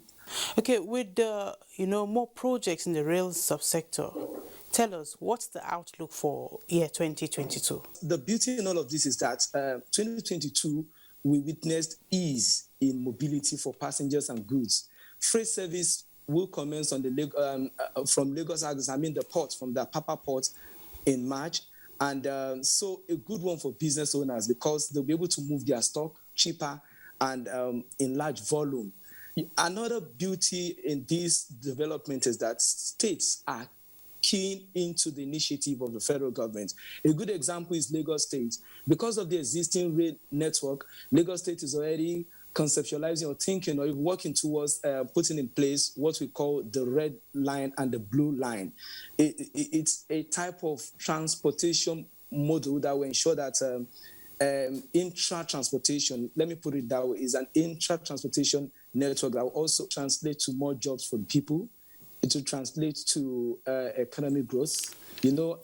Along the train corridor, aside the train stations, people will start thinking of business they can put in place to ensure that they capitalize on the huge volume of passengers that will be coming to the train stations. Then along the route, the corridor, businesses are likely to spring up. I told you some people are already visualizing working in Lagos and living probably in places in less, in communities like Kajola, where the source of income, source of living, the standard of living is relatively low, you understand? So that's exactly what we'll be seeing in 2022 in the rail subsector. Okay, many thanks. It's been a pleasure speaking with you, Michael Olale. Developments in the rail subsector, indeed the return of the good old days. We hope to see you again soon.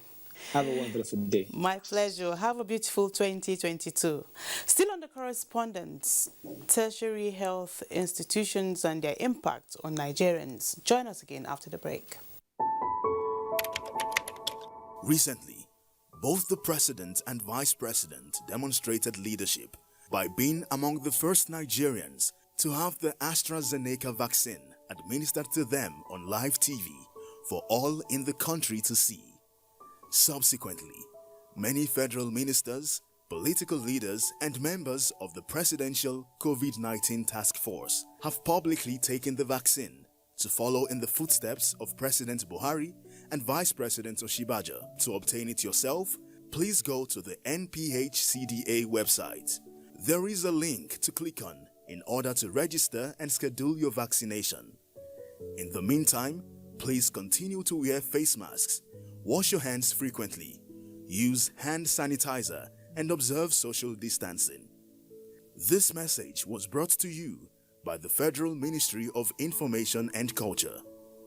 Nigerian youths are about the greatest asset the country has at the moment. It is therefore not surprising that the administration of President Muhammadu Buhari is strategically responding to the yearnings of the youth through multiple projects and programs. Youth Entrepreneurship Support Years by Bank of Industry, the Youth Investment Fund by the CBN, and several other conditional cash transfer programs. Recruitment of 774,000 social workers, majority of whom are youths, and so many other projects that are beneficial to youths directly or indirectly.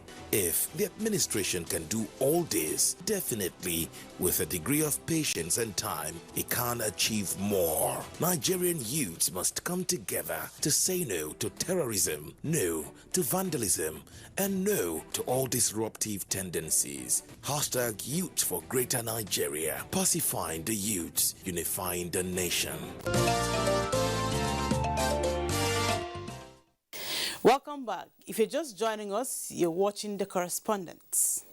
With 59 tertiary health care institutions in Nigeria, how has the federal government equipped them for high-quality health care service delivery? Correspondent Chimdema Ndubisi examines federal government's interventions in the institutions designed to improve tertiary health care in the country as she feels the pulse of those in need of such level of care. Tertiary health institutions are meant to handle complex medical conditions such as cancer, renal failure, and neurological conditions. They also train medical personnel and churn out research findings. There are 59 tertiary health facilities in the country, comprising teaching hospitals and federal medical centers. These hospitals are expected to be equipped with up-to-date diagnostic and treatment facilities to effectively handle ailments and procedures referred to that level of care. Well, the federal government says it has made huge investment in that area to ensure high-quality healthcare service delivery in the face of COVID-19 pandemic, and at such a time when some countries are shutting their doors to visitors. All these hospitals were given COVID intervention fund to build and equip ICU, intensive care unit, isolation ward, and then molecular laboratory.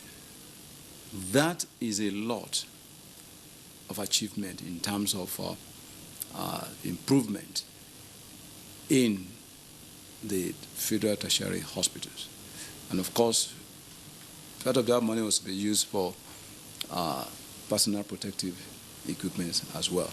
In a move to raise the bar in cancer diagnosis and treatment, the federal government, in the year under review, approved the establishment of Oncology and Radiotherapy Center at the Federal Medical Center, Katsina, just as the Usmanu Danfodio University Teaching Hospital, Sokoto, is to be re-equipped. That's not all. A 400 kilowatts solar power plant is also to be constructed at the Federal Medical Center, Jabi, Abuja.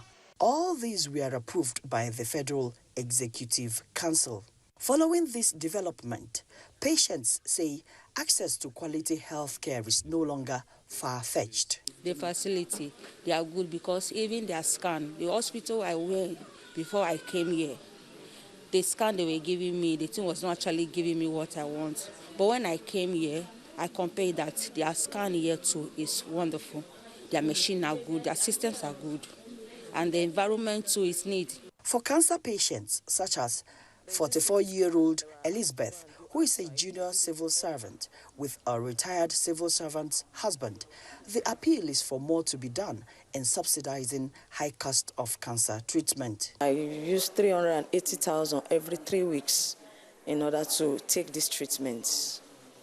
Though I'm under NHIS, but of recent, they've reviewed their prices from 10% for the few drugs that are covered to 50%.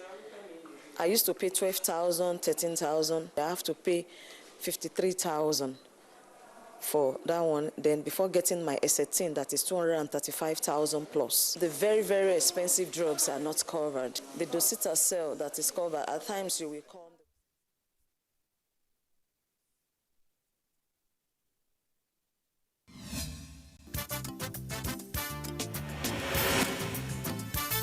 And there's the start. And get.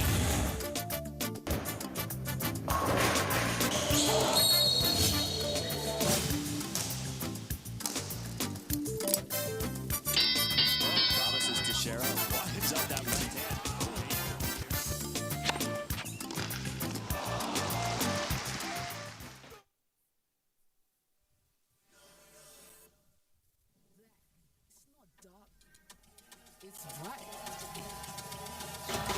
Black is bold.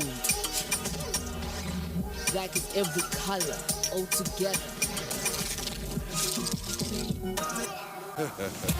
My thing, your thing, our thing mixed together.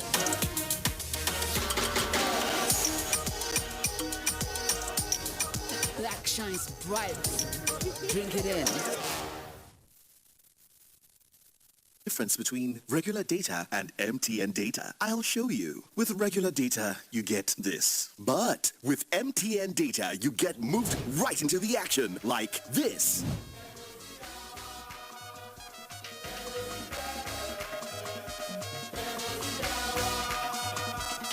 And this.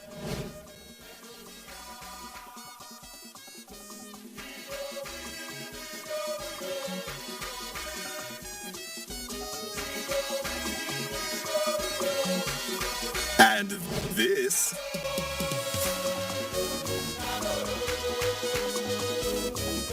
And this. With MTN data, you don't just get more, you experience more. Need loads of data to live your dream? Turn it up on MTN, the reliable data network.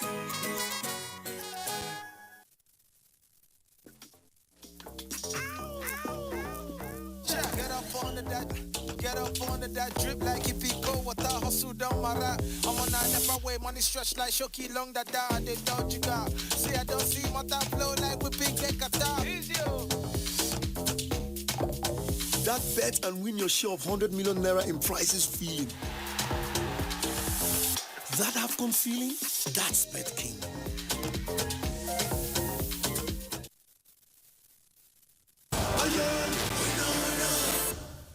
Flutterwave, official broadcast sponsor. All right, welcome back. We are counting down to Senegal against Zimbabwe. Match day 2 of the Africa Cup of Nations. Senegal, one of the pre-tournament favorites, are up against the Brave Warriors, who, like the guys in here have said, will need a lot to get it done. So in terms of where we expect the battles in this one, Ayubi, where are Senegal likely to get most of the joy here? I think they have to control the middle of the park. That in itself gives a fantastic foundation to, Boulaïdia and Sadio Mane. I think you don't want to burden Sadio Mane with too much backtracking. It's important that he focuses on trying to dislodge what I imagine would be a very, 2 low blocks of 4 or potentially a low block of 5 and maybe a further 3. So I think a midfield control will be important. I think a player like Idrissa Gueye will be important as well. He traditionally defensive player, but also has that odd foray into, strange areas. Like strange would be, the 18 area, final third and whatnot. So I think that the midfield control will be key. When you have a player like Kouyaté and Idrissa Gueye, I don't think there are many players on the African continent as far as being combative and having absolute enforcing midfield, potential. I don't think there are many players that could take it from them. So that midfield is important, more so when you don't have the defensive assurance of Koulibaly, so you don't want to have anything let past those 2 players. All right, I've always wanted to ask this question. International game. When you look at club football, you can almost tell how the teams are going to play. But when it comes to international football, I get the feeling there's a little bit more of a hidden hope kind of situation. Wannan labarin ma yana peji na 36. This is why you would have built up a bank of, do I say, of performances from friendly matches, so they basically know how to go about their business. It's basically plug and play. Many of these players have played in there. You understand what I'm saying? I understand what you're saying. I'm a right back. I play at my club. I'm told, go up the pitch, come back down. I go to my country, they say, tucking for the centre back. Yeah. And I have to do it more times, go in front and back for my club. And then I only do the odd one for the national team. Or you play as a centre back with your club, or you play as a defensive midfielder with your national team. It's been able to happen. Which is where man management is absolutely important. I think with national teams, it probably is the most important skill the manager has to have. You don't have the luxury of having 5 video assistants at the back, showing players video clips and whatnot, because you're obviously traveling from training to the hotel and whatnot. You don't have luxury of time. So it's about playing square pegs in square holes. If you've got a player like, Sadio Mane, if I see him on the right today too many times, you're already taking out a huge part of his game, which is coming in, harassing the right back, linking it with the centre forward and whatnot. I think that it's important to play players in the right position for their country. But then there's a problem where you don't necessarily have a lot of quality all across the 11 positions. So you have to make do. It's an incredible job, isn't it? You know, football it's difficult. Job. Yeah, but you have to make it happen. I don't think that international managers probably get as much credit as they should get. Yeah. People look, like for Senegal, you look at the amount of players they have, and you look at the manager and feel, how on earth aren't you getting them to play beautiful football? It really is. It's a problem. But this, you have to also understand that these are professional football players. This is what they do for a living. This is what they understand. So asking a professional footballer to play a different position or multiple positions comes second nature to them. I mean, back in the day, a player like Ben Iroa used to play left back for Nigeria, but was a midfielder for his Dutch club Vitesse Arnhem. We've seen the likes of, there's so many. I mean, Cheku Kuyate used to play central defense for Crystal Palace last season. He plays as a central defensive midfielder for Senegal. So these are professional players who understand that at the international level, they might be called upon to play multiple positions or different positions from what they normally do. So, and that's the thing about it. It's also very key, the quality of the squad you call up. It all starts from there. Players who are capable of making adjustments at the drop of a hat. I mean, look at Senegal today. They are playing a goalkeeper, Seni Dieng. He's only ever had one international appearance for Senegal, and that was in March last year. And now he's being called on to replace someone like Edouard Mendy, also Alfred Gomis at the drop of the hat. 24 games for Queen's Park Rangers in the championship. We are counting down still. For Senegal against Zimbabwe, we'll take a break. We'll be right back. Flutterwave, official broadcast sponsor.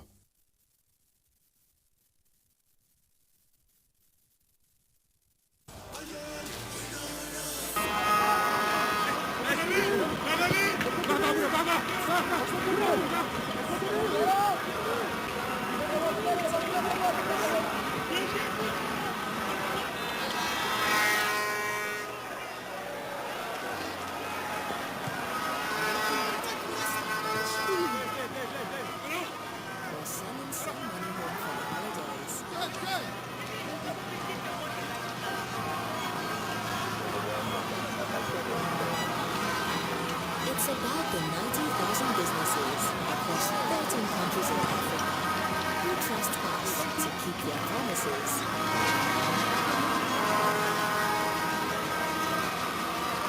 It's knowing that anywhere, anytime, anywhere, you can always play.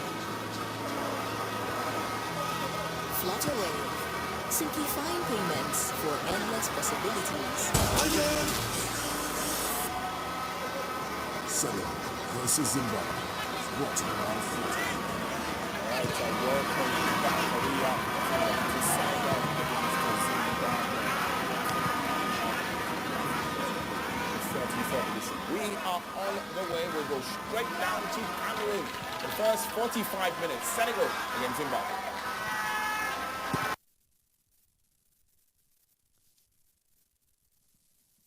Well, he lost his balance at the crucial moment, did Mane? Had a character for him. He can afford to laugh about it. That's part of the game as well, getting used to conditions, not used to this pitch. Elements of the Cameroon media were joking, of course. And Cameroon lock horns with Senegal. It's the battle of the lions, the indomitable sort, against those of Teranga. And the joke amongst the Cameroon media was that they forced Senegal to play in one of the smallest stadiums in the tournament. Mane